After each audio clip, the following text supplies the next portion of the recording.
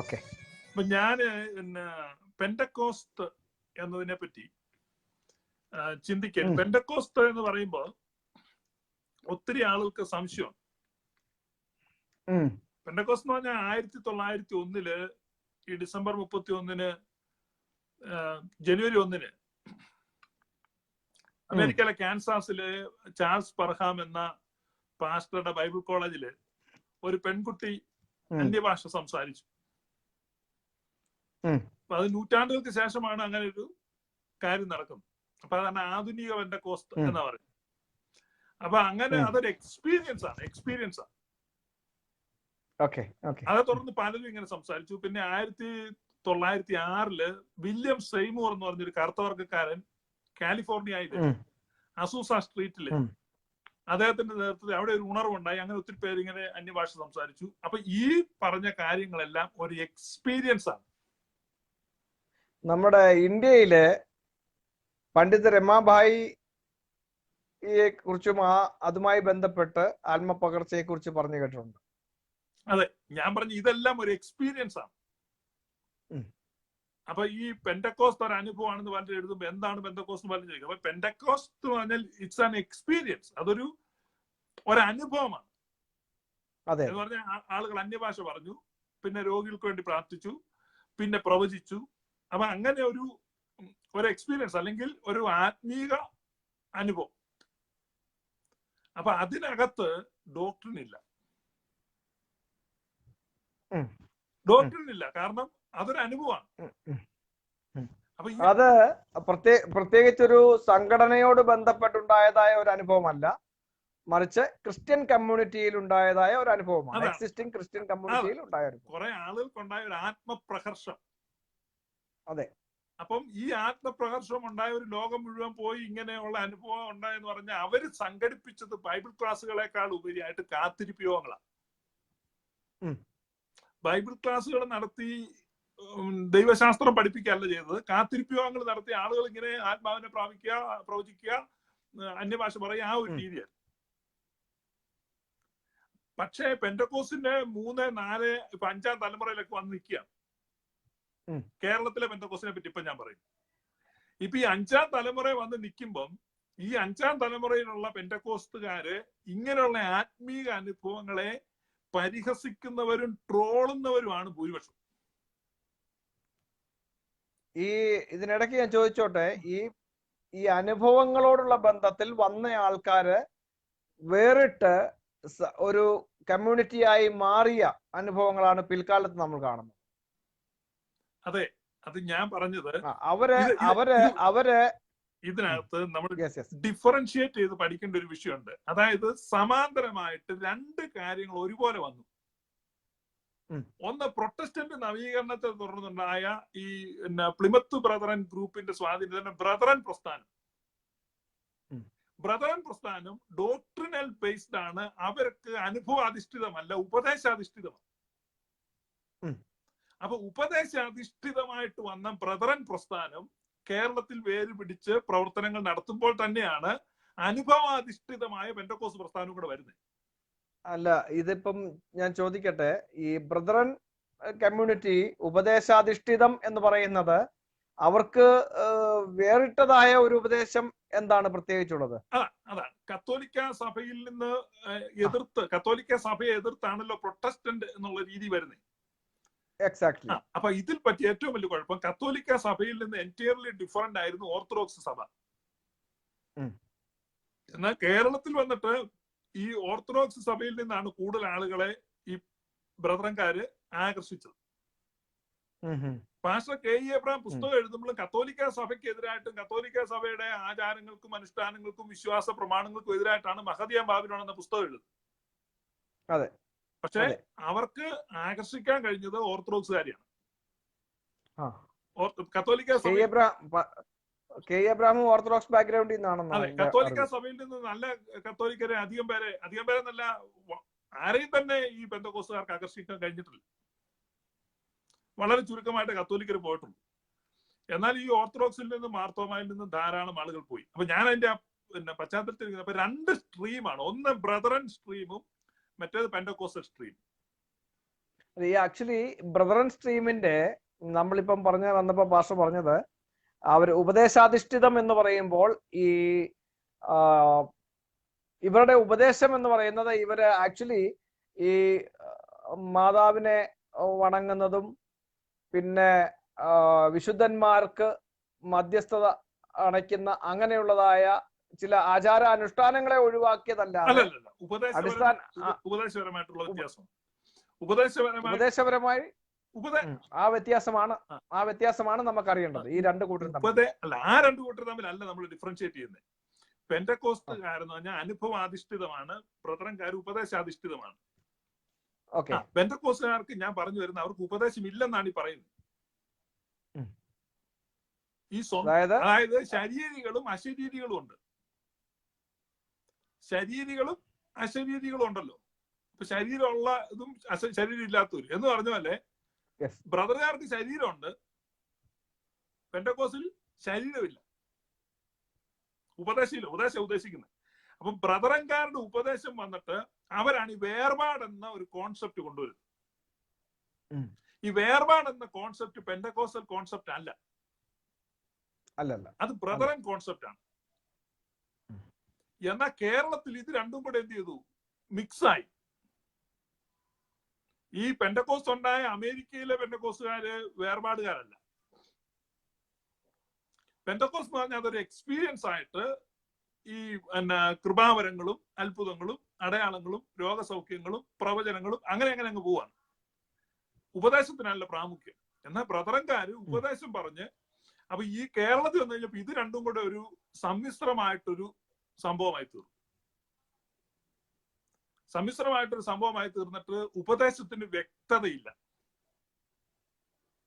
അത് ഈ പറഞ്ഞ നമ്മളിത് പറയുമ്പോൾ ഞാൻ അതുകൊണ്ടാണ് പ്രത്യേകിച്ച് എടുത്തു ചോദിച്ചത്. പെന്തക്കോസ്റ്റൽസും ബ്രദറുകാരും തമ്മില് ഉപദേശാധിഷ്ഠിതമായ ആ ഡിഫറൻസിയേഷൻ എങ്ങനെയാ ഉണ്ടാകുന്നത്? അതല്ലേ ഞാൻ പറഞ്ഞു. ബ്രദറുകാർക്ക് പ്രത്യേകിച്ച് ഒരു ഉപദേശമായിട്ടൊന്നും ഇല്ല. ബ്രദറുകാർക്ക് ഉപദേശമുണ്ട്. പെന്തക്കോസ്റ്റ് എങ്ങനെയുള്ള ഉപദേശം? ബ്രദറുകാർക്ക് പല പല ഉപദേശങ്ങളുണ്ട്. ബ്രദറുകാർ എപ്പോഴും ഉപദേശമാണല്ലോ പറഞ്ഞുകൊണ്ടിരിക്കുന്നത്. പെന്തക്കോസ്റ്റ് അവര് ബൈബിളിലെ ഉള്ളതായ വചനഭാഗങ്ങളെ എടുത്ത് സംസാരിക്കുന്നു എന്നുള്ളതല്ലാതെ ഇപ്പൊ അവര് ഇപ്പം ബ്രദറുകാർ ഉണ്ടായി എന്ന് പറയുന്ന ഇതര സമൂഹത്തിൽ നിന്നും വേറിട്ട് ഇപ്പൊ ഓർത്തഡോക്സുകാരുടെ വിശ്വാസത്തിൽ നിന്നും അടിസ്ഥാനപരമായ അവരുടെ തത്വം എന്ന് പറയുന്നത് നിത്യാവിശ്വാസ പ്രമാണാധിഷ്ഠിതമായ ഒരു തൃത്വോപദേശം ബ്രദറുകാർ പഠിപ്പിക്കുന്നുണ്ട്. ബ്രദറുകാര് തൃത്വോപദേശം നിത്യാവിശ്വാസ പ്രമാണാധിഷ്ഠിതമായിട്ട് പഠിപ്പിക്കുന്നുണ്ടോ എന്നുള്ളത് എനിക്കറിയത്തില്ല. എനിക്ക് കാരണം ബ്രദറുകാരുടെ ഉപദേശം വ്യക്തമായിട്ട് അറിയത്തില്ല. അത് നമുക്ക് ഇനി അടുത്ത ദിവസം. ആക്ച്വലി അവർക്കുള്ള ഒരു വ്യത്യാസം ബേസിക്കലി അവർ ആ വിഷയത്തിൽ ഞാൻ മനസ്സിലാക്കിയിടത്തോളം ബ്രദറുകാർ ഈ കഴിഞ്ഞ അടുത്ത കാലം വരെയാണ് ഇവര് പറഞ്ഞു വരുമ്പോൾ ഒന്ന് ഇവർക്ക് ഈ പെന്തക്കോസ്റ്റുകാരുമായിട്ടുള്ള വ്യത്യാസം എന്ന് പറയുന്നത് അന്യഭാഷകളിൽ സംസാരിക്കുന്നതും ആരാധന നടക്കുമ്പോൾ ശരീരം കൊണ്ടുള്ള ആരാധനയും ഇല്ല എന്നുള്ളതാണ് ഒരു വ്യത്യാസം ഞാൻ പെന്തക്കോസ്റ്റുകാർ ഇവിടെ വരെ കാണുന്നത്. ശരീരം കൊണ്ടുള്ള ആരാധന അവർക്കില്ല. അതുപോലെ തന്നെ അന്യഭാഷകൾ സംസാരിക്കുന്ന ആ ഒരു പ്രവണത അവരുടെ ഇടയിലില്ല. അങ്ങനെയുള്ള ഒരു കാര്യം അവരുടെ ഇടയിലില്ല. അതുപോലെ തന്നെ പിന്നെ ഇവര് തൃത്വം വിശ്വസിക്കുന്നവരാണ് ബ്രദറുകാർ എന്നാണ് പറയുന്നത്. പക്ഷെ അവർ പറയുന്നത് ഇങ്ങനെയാണ്: ഏക ദൈവത്തിൽ 3 ആളത്വം ഉണ്ട് എന്നാണ് ബ്രദറുകാർ പറഞ്ഞു കേട്ടിരുന്നത്. 3 ആളത്വം അങ്ങനെയാണ് കേട്ടിരുന്നത്. അങ്ങനെ 3 ആളത്വം എന്നുള്ള പദമാണ് അവർ ഉപയോഗിച്ച് കേട്ടിട്ടുള്ളത്. അടുത്ത സമയത്തായിട്ട് ഇനി അവർക്ക് മാറ്റം ഉണ്ടാക്കിയിട്ട് അറിയത്തില്ല. ഈ ബ്രദറുകാർ പൊതുവെ കാൽവിനിസ്റ്റ് ആണ്. കാൽവിനിസ്റ്റ്. പെന്തക്കോസ്റ്റുകാർ പൊതുവെ അർമീനിയസ്റ്റിക് വാദമാണ് പിന്തുടരുന്നത്. അങ്ങനെ ഒരു വ്യത്യാസം അവർ തമ്മിലുണ്ട്. അപ്പം അതും വ്യക്തതയൊന്നുമില്ല. കാരണം ഇത് അങ്ങോട്ടും ഇങ്ങോട്ടും എല്ലാം ഈ പാസ്റ്റർമാർ തന്നെ പല ഉപദേശം പറയും. ഇപ്പൊ തിരുവല്ലയിൽ പെന്തക്കോസ്റ്റിലെ 10 പാസ്റ്റർമാര് 10 രീതിയിലാണ് പറയുന്നത്. ആ കാര്യത്തിൽ തർക്കമൊന്നും. 10 പാസ്റ്റർമാർ 10 രീതിയിലല്ല പറയുന്നത്. 10 പാസ്റ്റർമാരെ തിരുവല്ലയിലുള്ള 10 പാസ്റ്റർമാരെ വിളിച്ച് ഒരു കാര്യത്തിൽ ഉപദേശം ചോദിച്ചാൽ 12 ഉത്തരം കിട്ടും. കാരണം എന്താണെന്നറിയോ? നമ്മൾ ചോദിച്ചു പോരുമ്പോ 2 പാസ്റ്റർമാരല്ലേ നമ്മളെ ഫോൺ വിളിച്ചു പറയും, ബ്രദറെ അങ്ങനെയല്ല കേട്ടോ, ഒരു ചെറിയ തിരുത്തുണ്ടെന്ന് പറയും. അപ്പൊ 10 പാസ്റ്റർമാർ 12 ഉപദേശം 10 പാസ്റ്റർമാർ 12 ഉപദേശം പറയുന്ന സ്ഥലമാണ് തിരുവല്ല. അപ്പം അതേസമയം കത്തോലിക്ക സഭയെ നോക്കിക്കഴിഞ്ഞാൽ കാശ്മീരിൽ ഒരു കത്തോലിക്ക അച്ഛനോട് ഒരു കാര്യത്തിന് ചോദിച്ചാൽ ഉത്തരം പറയുന്ന അതേ ഉത്തരമായിരിക്കും കന്യാകുമാരി വന്ന് ചോദിച്ചാലും. കാരണം അവർക്ക് കാറ്റഗിസം വെൽ ഡിഫൈൻഡ് ആണ്. ബ്രദർകാരും ഏറെക്കുറെ അങ്ങനെ തന്നെയാണെന്ന് എനിക്ക് തോന്നുന്നു. ആണെങ്കിൽ അവർ ഉപദേശാധിഷ്ഠിതമാണ്. അതാണ് ഞാൻ പറഞ്ഞു, ഉപദേശാധിഷ്ഠിതമാണ്. അപ്പൊ പെന്റക്കോസ്റ്റ് എന്ന് പറഞ്ഞു കഴിഞ്ഞാൽ അതൊരു എക്സ്പീരിയൻസ് ആണ്, അതൊരു ഡോക്ട്രിൻ ബേസ്ഡ് ആയിട്ട് ഒന്നല്ല, ഉപദേശമില്ല. അപ്പൊ പെന്റക്കോസ്റ്റ് ആണ് എന്ന് ഊറ്റം കൊള്ളുന്ന അല്ലെങ്കിൽ പെന്റക്കോസ്റ്റ് ആണെന്ന് അവകാശപ്പെടുന്ന ആളുകൾ മനസ്സിലാക്കണം, പെന്റക്കോസ്റ്റ് എന്ന് പറഞ്ഞാൽ അതൊരു എക്സ്പീരിയൻസ് ആണ്. പക്ഷെ ഇന്നത്തെ പെന്തക്കോസ്റ്റ് സഭകളിൽ ഭൂരിപക്ഷം നേതാക്കന്മാരും ഈ അന്യഭാഷ പറയാത്തവരും പ്രവചിക്കാത്തവരും ഇപ്പൊ തന്നെ IPCയുടെ ഇലക്ഷന് നിൽക്കുന്ന ആള്, ഈ ഇലക്ഷന് നിൽക്കുന്ന കാൻഡിഡേറ്റ്സിൽ ആരും തന്നെ അന്യഭാഷ പറയുന്നവരും. അന്യഭാഷ ഉണ്ടെന്ന് പറയും, പക്ഷെ അന്യഭാഷ പറഞ്ഞ് അവര് ആരാധിക്കുന്നതായിട്ടുള്ള വീഡിയോ എന്തെങ്കിലും കാണാൻ പറ്റുമോ? അല്ല, ഈ വേറൊരു കാര്യമുണ്ട്. ഈ സ്റ്റേജിൽ ഇരിക്കുമ്പോൾ അവിടെ ഇരുന്നു കൊണ്ട് ശബ്ദമൊന്നും ഉണ്ടാക്കാതെ ശാന്തമായിട്ട് ഇരിക്കണമെന്നുള്ളതായിരിക്കും അവർ പക്ഷെ അവരെ. അപ്പൊ അത് ബ്രദറൻ സ്റ്റൈലാണ്. പെന്റക്കോസ്റ്റ് എന്ന് പറഞ്ഞാൽ അതല്ല. അപ്പൊ പെന്റക്കോസ്റ്റിന്റെ സദസ്സിൽ ഇരുന്നുകൊണ്ട് ശബ്ദം ഉണ്ടാക്കാം. അല്ല, നമ്മൾ ഈ പറയുന്നത് ഈ നമ്മൾ രണ്ടുപേരും ഇത് ഒബ്ജക്റ്റീവായിട്ടാണ് വിലയിരുത്തുന്നത്, അല്ല നമ്മളൊരു പക്ഷം പിടിച്ച് പറയല്ല. ഇപ്പൊ കത്തോലിക്ക സഭയ്ക്കകത്ത് ഈ കരിസ്മാറ്റിക് മൂവ്മെന്റ് ഉണ്ട്. കത്തോലിക്ക സഭയ്ക്കകത്ത് ഈ കരിസ്മാറ്റിക് മൂവ്മെന്റ് എന്ന് പറഞ്ഞാൽ അവരും ഇതുപോലെ അന്യഭാഷകൾ പറയുന്നു, പ്രവചിക്കുന്നു, രോഗികൾക്ക് വേണ്ടി പ്രാർത്ഥിക്കുന്നു, ഇങ്ങനത്തെ കാര്യങ്ങളൊക്കെ അവർ ചെയ്യുന്നു. പക്ഷെ ഇന്ന് പെന്റക്കോസ്റ്റിലേക്കാൾ സജീവമായി അത്തരത്തിലുള്ള അനുഭവങ്ങൾ കത്തോലിക്ക സഭയിലുള്ളത്. നിശ്ചയമായിട്ടും ഞാൻ എന്റെ തൊട്ടപ്പുറത്ത് ഞങ്ങളുടെ ഇവിടുത്തെ കമ്മ്യൂണിറ്റി സെന്റർ ആണ്. ഞാൻ താമസിക്കുന്ന ബിൽഡിങ്ങിന്റെ തൊട്ട അടിവശത്ത് ഗ്രൗണ്ട് ഫ്ലോറില് ഞങ്ങളുടെ കമ്മ്യൂണിറ്റി സെന്റർ ആണ്. അവിടെ മിക്കപ്പോഴും നമ്മുടെ ഇവിടെയുള്ളതായ കാത്തലിക് സഹോദരങ്ങള് ഇങ്ങനെയുള്ളതായ കാര്യങ്ങൾ ചെയ്യാറുണ്ട്. ഞാൻ ദൂത് പറയുന്ന ഈ പെന്തക്കോസ്തുകാർ കാണിക്കുന്ന എല്ലാ കാര്യങ്ങളും അവരുടെ ഇടയിൽ കാണിക്കുന്നു. ഞാനത് കണ്ടു. ഇത് ഒരു ഉപദേശാധിഷ്ഠിതമല്ല. അപ്പൊ ഉപദേശാധിഷ്ഠിതമല്ലാത്ത ഒരു ആത്മാധിഷ്ഠിത അനുഭവം മാത്രമാണ് പെന്റക്കോസ്റ്റ് എന്ന് പറഞ്ഞാൽ. അപ്പൊ എവിടെയാകാം പെന്റക്കോസ്റ്റ്. മാർത്തോമക്കാരുടെ ഇടയിൽ അന്യഭാഷ പറയുന്ന ഗ്രൂപ്പുകളുണ്ട്, യാക്കോബായക്കാരുടെ ഇടയിൽ അന്യഭാഷ പറയുന്ന ഗ്രൂപ്പുകളുണ്ട്, കത്തോലിക്കരുടെ ഇടയിൽ വ്യാപകമായിട്ടുണ്ട്. മെത്രാൻ കക്ഷിയല്ല ഇന്ത്യൻ ഓർത്തഡോക്സ് എന്ന് പറയുന്ന വിഭാഗത്തിൽ വളരെ കുറവാണ്. കാരണം അവർ വളരെ സ്ട്രിക്റ്റ് ആണ്, അതിനകത്ത് ഇല്ലെന്ന് തന്നെ പറയും. അതിനകത്ത് നമ്മുടെ ഈ മാർ അപ്രേമിന്റെ കൽദയ സുറിയാനി സഭ അറിയാമോ? പിന്നെ തൃശ്ശൂർ കുന്നംകുളം ബേസ് ചെയ്തിട്ടുണ്ട്. ഈ മാർ അപ്രേമിനെ കുറിച്ച് കേട്ടിട്ടുള്ളത് അദ്ദേഹം അന്യഭാഷയൊക്കെ പറയുമെന്നുള്ളതാണ് ഞാൻ കേട്ടിട്ടുള്ളത്. അദ്ദേഹം ഒരിക്കൽ ഞങ്ങളുടെ സ്ഥലത്ത് വന്ന് പ്രസംഗിക്കുന്ന ഞാൻ കേട്ടിട്ടുണ്ട്. പെന്തക്കോസ്റ്റിലെ ഉപദേശിമാര് പ്രസംഗിക്കുന്ന ശൈലിയിൽ തന്നെ പ്രസംഗിക്കുന്ന ഒരാളാണ് മാർ അപ്രേം. അപ്പൊ ഞാൻ ഈ പറഞ്ഞ ഈ അന്യഭാഷയും ഈ അനുഭവങ്ങളും ഈ പ്രവചനവും ഈ രോഗശാന്തിയും ഇത് ഉപദേശാധിഷ്ഠിതമല്ല. അപ്പൊ ഞാൻ മനസ്സിലാക്കുന്ന ഒരു കാര്യം കൂടെ പറയാം ഈ കൂട്ടത്തില്. ഈ ഉപദേശാധിഷ്ഠിതമല്ലാത്ത ഒരു കമ്മ്യൂണിറ്റിയായി വളർന്നു വന്ന സെപ്പറേറ്റഡ് ഗ്രൂപ്പാണ് പെന്തക്കോസ്റ്റൽസ്. അങ്ങനെയല്ല ഞാൻ പറഞ്ഞു വരുന്നത്. ഉപദേശാധിഷ്ഠിതമല്ല, ഞാൻ എന്നാ അവർക്ക് ഉപദേശം ഉണ്ട് താനും. അങ്ങനെ ഈ എങ്ങനെയുള്ള ഉപദേശം ഉണ്ടെന്നാ പറയുന്നത്? സ്വന്തമായി ഒന്നുമില്ല, സ്വന്തമായി ഉപദേശമില്ല. എന്നാൽ സമയാസമയത്ത് അപ്പപ്പോൾ എവിടുന്നെങ്കിലും കടമെടുക്കുന്ന ഉപദേശങ്ങളാണ്. പണ്ട് ഈ ഏലീശയുടെ കാലത്ത് പിന്നെ കോടാലി വായ്പ വാങ്ങി എന്ന് പറഞ്ഞ പോലെ. അപ്പൊ സ്ഥിരമായ ഒരു ഉപദേശം പെന്തക്കോസ്റ്റിന് ഇല്ല എന്നുള്ളതാണ്. അതാണ് പെന്തക്കോസ്റ്റൽ ഉപദേശത്തിന് ഒരു ഉപദേശ സംഹിതയോ അതിന് നിയത രൂപമോ ഇല്ല. എക്സാക്ട്ലി. ആർക്കും. അപ്പൊ ഇത് ഞാൻ പറഞ്ഞു വന്നത് പെന്തക്കോസ്റ്റിൽ പെട്ടു നിൽക്കുന്ന ആളുകളുടെ ബോധവൽക്കരണത്തിനാണ് ഈ പറയുന്നത്. അപ്പൊ നമ്മൾ ഈ ചോദിക്കുമ്പോ അവരെന്തുകൊണ്ട് മറുപടി പറയുന്നില്ലെന്ന് ചോദിച്ചാൽ അവർക്ക് മറുപടി പറയാൻ മറുപടി ഇല്ലെന്ന് പറഞ്ഞ ഉപദേശമില്ല. ഇപ്പോൾ നമ്മള് ഈ കഴിഞ്ഞ കുറെ നാളുകളായിട്ട് സോഷ്യൽ മീഡിയയിൽ കൂടി നമ്മളിൽ പലരും ആക്റ്റീവായിട്ട് പലവിധമായ വിഷയങ്ങൾ ചർച്ച ചെയ്യുകയും പല വിഷയങ്ങളിൽ അടിസ്ഥാനപരമായ ദൈവശാസ്ത്രപരമായ വിഷയങ്ങളിൽ ഊന്നൽ കൊടുത്തുകൊണ്ടുള്ളതായ പല കാര്യങ്ങളും വിവാദപരമായിട്ടും വിമർശനപരമായിട്ടും ഒക്കെ ഈ വിഷയങ്ങളെ ഹൈലൈറ്റ് ചെയ്തുകൊണ്ട് പോകുന്നതാണ് ഈ കഴിഞ്ഞ ചില വർഷങ്ങളായിട്ട്. അപ്പോൾ ഈ കാലഘട്ടങ്ങളിലായിട്ടുള്ള നമ്മുടെ ഇങ്ങനെയുള്ളതായ പ്രവർത്തനങ്ങൾ കൊണ്ട് ചിന്തിക്കുവാൻ തക്കവണ്ണം അനേക ആൾക്കാർക്ക് കഴിഞ്ഞിട്ടുണ്ട്. ഇന്ന് പെന്തക്കോസ്റ്റൽസിന്റെ ഇടയിലുള്ളതായ അനേക യുവാക്കൾ ആശയപരമായ വിഷയത്തിൽ അവർ ഒരുപാട് സ്ട്രെങ്തൻഡ് ആയിട്ടുണ്ടെന്നാണ് ഞാൻ മനസ്സിലാക്കുന്നത്. അല്ല, ഞാൻ പറഞ്ഞത് സ്ട്രെങ്തൻഡ് ആയിട്ടുണ്ട്. ഈ ഞാന് IPC അംഗമായിരുന്നു. അപ്പൊ ഞാൻ പല പ്രാവശ്യം അവർക്ക് പല ലീഡേഴ്സിനോട് പറയുകയും അവർക്ക് കത്തുകൾ അയക്കുകയും ചെയ്തു. അതൊക്കെ കഴിഞ്ഞ കഥ, പല പ്രാവശ്യം പറഞ്ഞിട്ടുണ്ട്. It's okay. അപ്പം അവർ ആ കാര്യത്തിൽ വിമുഖരാണ്. ഇന്നും IPCയിൽപ്പെട്ട പല പാസ്റ്റേഴ്സും വിശ്വാസികളും ഈ കഴിഞ്ഞ ആഴ്ചയിൽ എനിക്ക് കുറെ പേര് മെയിൽ അയച്ചു, പാസ്റ്റർ ഞങ്ങൾ ഒന്നുകൂടെ ശ്രമിക്കുന്നുണ്ട്. അപ്പൊ എന്ന് പറഞ്ഞാൽ 110 വർഷമായ ഒരു പ്രസ്ഥാനത്തിന് സ്വന്തമായിട്ട് ഉപദേശമില്ല. അപ്പൊ സഭ ആണെന്ന് അവകാശപ്പെടുമ്പോൾ ഒരു സഭയ്ക്ക് അത്യാവശ്യം വേണ്ട എന്നതാ ശവക്കോട്ടയാണോ? അതോ ഉപദേശമാണ്? അടിസ്ഥാന ഉപദേശമാണ്. അപ്പൊ സഭയെ പണിയുന്നത് ഇത് പറയുമ്പോ വേറെ കാര്യമുണ്ട്.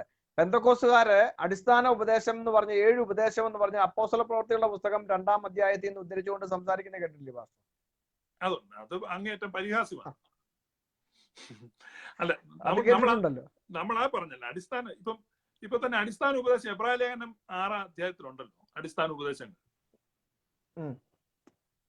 അടിസ്ഥാനങ്ങൾ വായിച്ചിട്ടില്ലേ എബ്രായ ലേഖനം 6-ല്? ദൈവത്തിങ്കിലെ വിശ്വാസം, മാനസാന്തരം, അങ്ങനെ 6 ഉപദേശങ്ങൾ. അത് വീണ്ടും ഒരു മിനിറ്റ്. എബ്രായ ലേഖനം 6-ാം അധ്യായത്തിൽ നിർജീവ പ്രവർത്തികളെ കുറിച്ചുള്ള മാനസാന്തരം, ദൈവത്തിങ്കിലെ വിശ്വാസം, സ്നാനങ്ങളെ കുറിച്ചുള്ള ഉപദേശം, കൈവപ്പ്, നിർജീവ പ്രവർത്തി, നിത്യശിക്ഷാവധി, ഇങ്ങനെയുള്ള അടിസ്ഥാനം പിന്നെയും ഇടാതെ. അപ്പൊ അടിസ്ഥാനം ഏതാണ്? ഈ 6 അടിസ്ഥാനം. അത് പിന്നെയും പിന്നെ ഇട്ടുകൊണ്ടിരിക്കേണ്ടെന്നാ പറയുന്നത്. അല്ല, അത് എബ്രായക്കാരോട് പറഞ്ഞാണ് ഇത് ഒരിക്കലെങ്കിലും ഇടണ്ടേ. അപ്പൊ ദൈവത്തിങ്കലെ ഉപദേശം എന്ന് പറയുന്നതിനകത്താണ് ഡോക്ട്രിൻ ഓഫ് ഗോഡ്. അപ്പൊ ദൈവം ആരാണ്, ദൈവം എങ്ങനെയുള്ള, അതെല്ലാം വ്യക്തമായിട്ട് നിർവചിക്കപ്പെടുന്നു ഒരു സഭയെ സംബന്ധിച്ച്. അപ്പൊ യേശുക്രിസ്തുവിനോട് ഫിലിപ്പിന്റെ കൈസറിയായിൽ വെച്ച് പത്രോസ് പറഞ്ഞു, നീ ജീവനുള്ള ദൈവത്തിന്റെ പുത്രനായ ക്രിസ്തു ആകുന്നു. അപ്പൊ യേശു പറഞ്ഞു, I will build my church up on this rock. ഈ വിശ്വാസത്തിൽ എന്ന് പറഞ്ഞാൽ ഒരു ഡോക്ട്രിനൽ സ്റ്റേറ്റ്മെന്റ്, ഡോക്ട്രിനൽ ഫെയ്ത്തിലാണ് ചർച്ച് പണിയപ്പെടുന്നത്. അപ്പൊ മലയാളി പെന്തക്കോസ്തിനെ സംബന്ധിച്ച് അങ്ങനെ ഒരു ഡോക്ട്രിനൽ ഫെയ്ത്ത് ഇല്ല. അതിന്റെ ഒരു സീരിയസ്നെസ് ഒരിക്കലും ചിന്തിച്ചിട്ടുണ്ടാവത്തില്ല. ഇല്ല. കാരണം എന്താന്ന് വെച്ച് കഴിഞ്ഞാൽ അത് ഈ ഇത്തിക്കണ്ണിക്ക് സ്വന്തമായിട്ട് തായ്തടി വേണ്ടല്ലോ. ഏതെങ്കിലും ഒരു മരത്തെ അപ്പോൾ പെന്തക്കോസ്റ്റൽസ് നിക്യ വിശ്വാസ പ്രമാണത്തെ അംഗീകരിക്കുന്നവരാണ്. പിന്നെ വണ്ണസ് പെന്തക്കോസ്റ്റൽസ് അല്ലാത്ത പെന്തക്കോസ്റ്റുകാർ.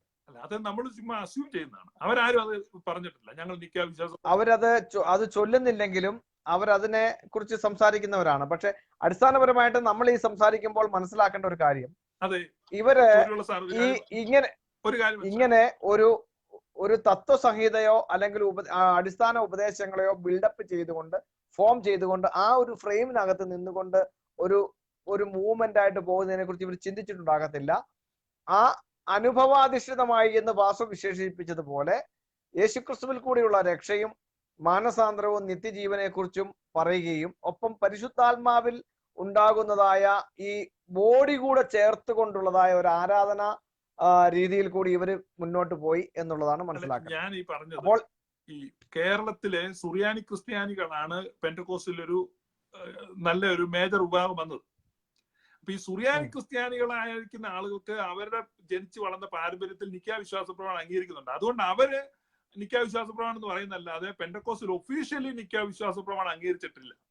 അതിന്റെ വസ്തുതയാണ്. അപ്പം ഇപ്പൊ പറഞ്ഞല്ലോ, അവര് നിക്ക വിശ്വാസ പ്രമാണം അംഗീകരിക്കുന്നില്ല.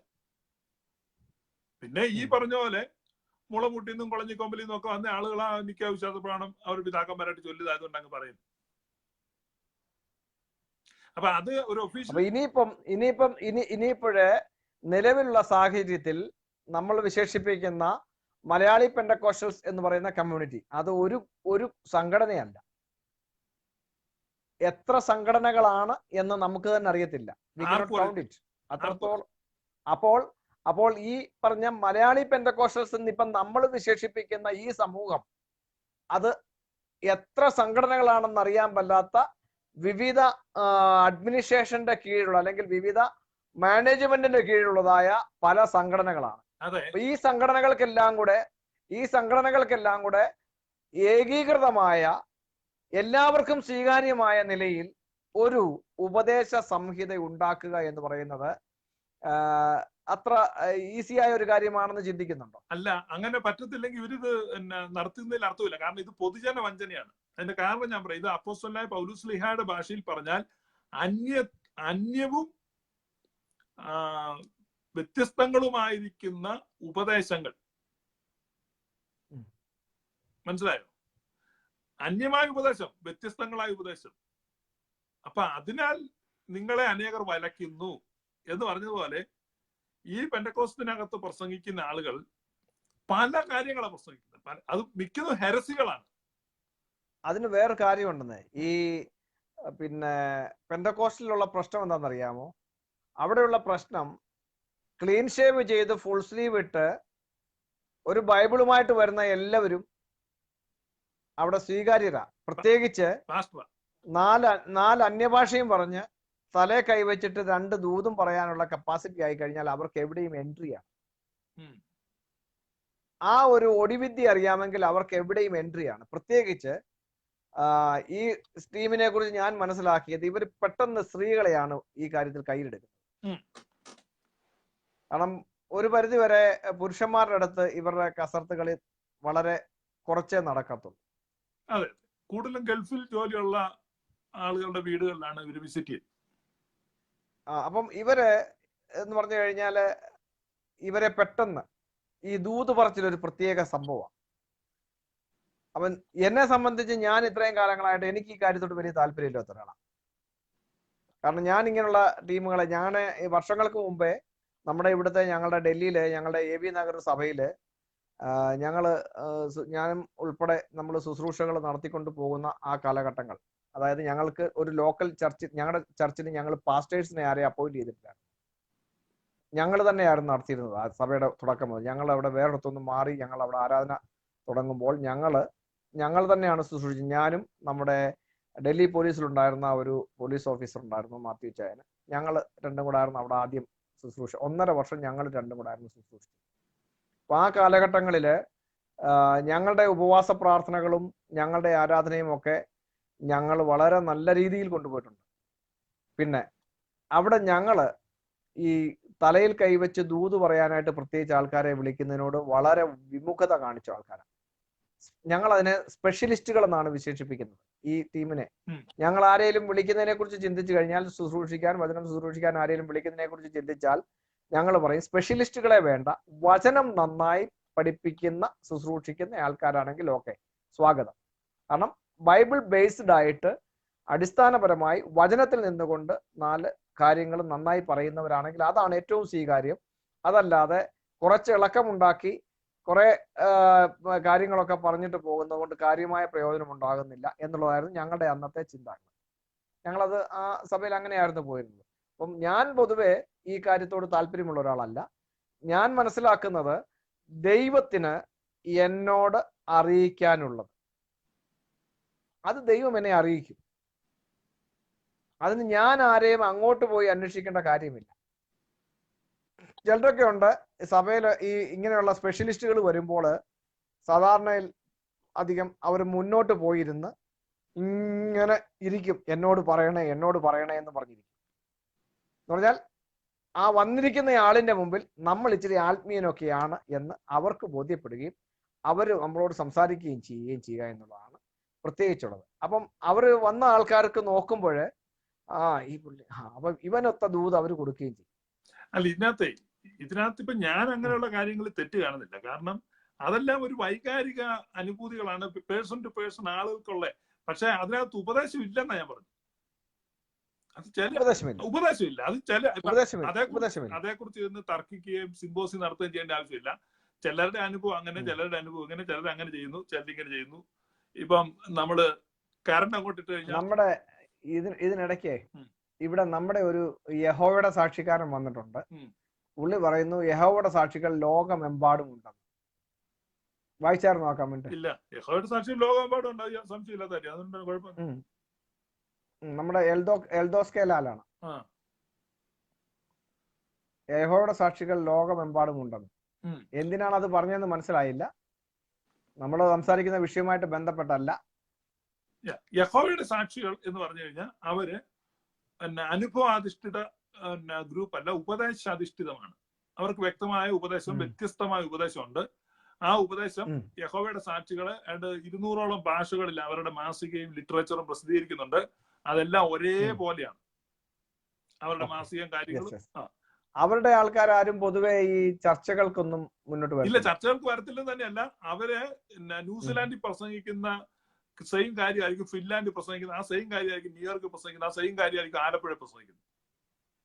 എന്ന് പറഞ്ഞാൽ എഴുതി ഉണ്ടാക്കിയ കാര്യങ്ങൾ അതുപോലെ പറയുന്നു എന്നുള്ളതല്ലാതെ അതിന് അങ്ങോട്ടും ഇങ്ങോട്ടും മാറ്റങ്ങൾ ഉണ്ടാക്കത്തില്ല. ഇല്ല, ഞാൻ പറഞ്ഞ അവർക്ക് വ്യക്തമായിട്ട് അവരെന്ത് വിശ്വസിക്കുന്നു, അവരെന്ത് പ്രചരിപ്പിക്കുന്നു, അതെല്ലാം വെൽ ഡിഫൈൻഡ് ആണ്, വെരി വെൽ റിട്ടൺ ആണ്.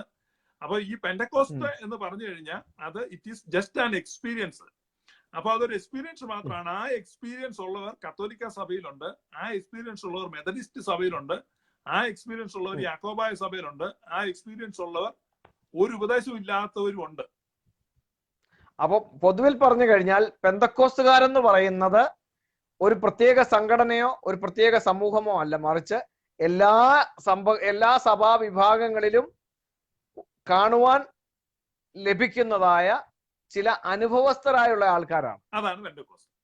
എന്നാൽ കേരളത്തിലെ പെന്തക്കോസ്തുകാര് ഇന്ന് എന്ന് പറഞ്ഞു കഴിഞ്ഞാൽ നമ്മുടെ ഇന്ന് ഇന്ത്യ പെന്തക്കോസ്റ്റ് ദൈവസഭ, church of God, Sharon fellowship church, assemblies of God എന്നിങ്ങനെയൊക്കെ പറയുന്നതായ ഈ സംഘടനകളിൽ ബ്രദറുകാരുമുണ്ട്, കത്തോലിക്കരുമുണ്ട്, യാക്കോബക്കാരുമുണ്ട് എന്ന് നമ്മൾ സമ്മതിക്കേണ്ടി വരും.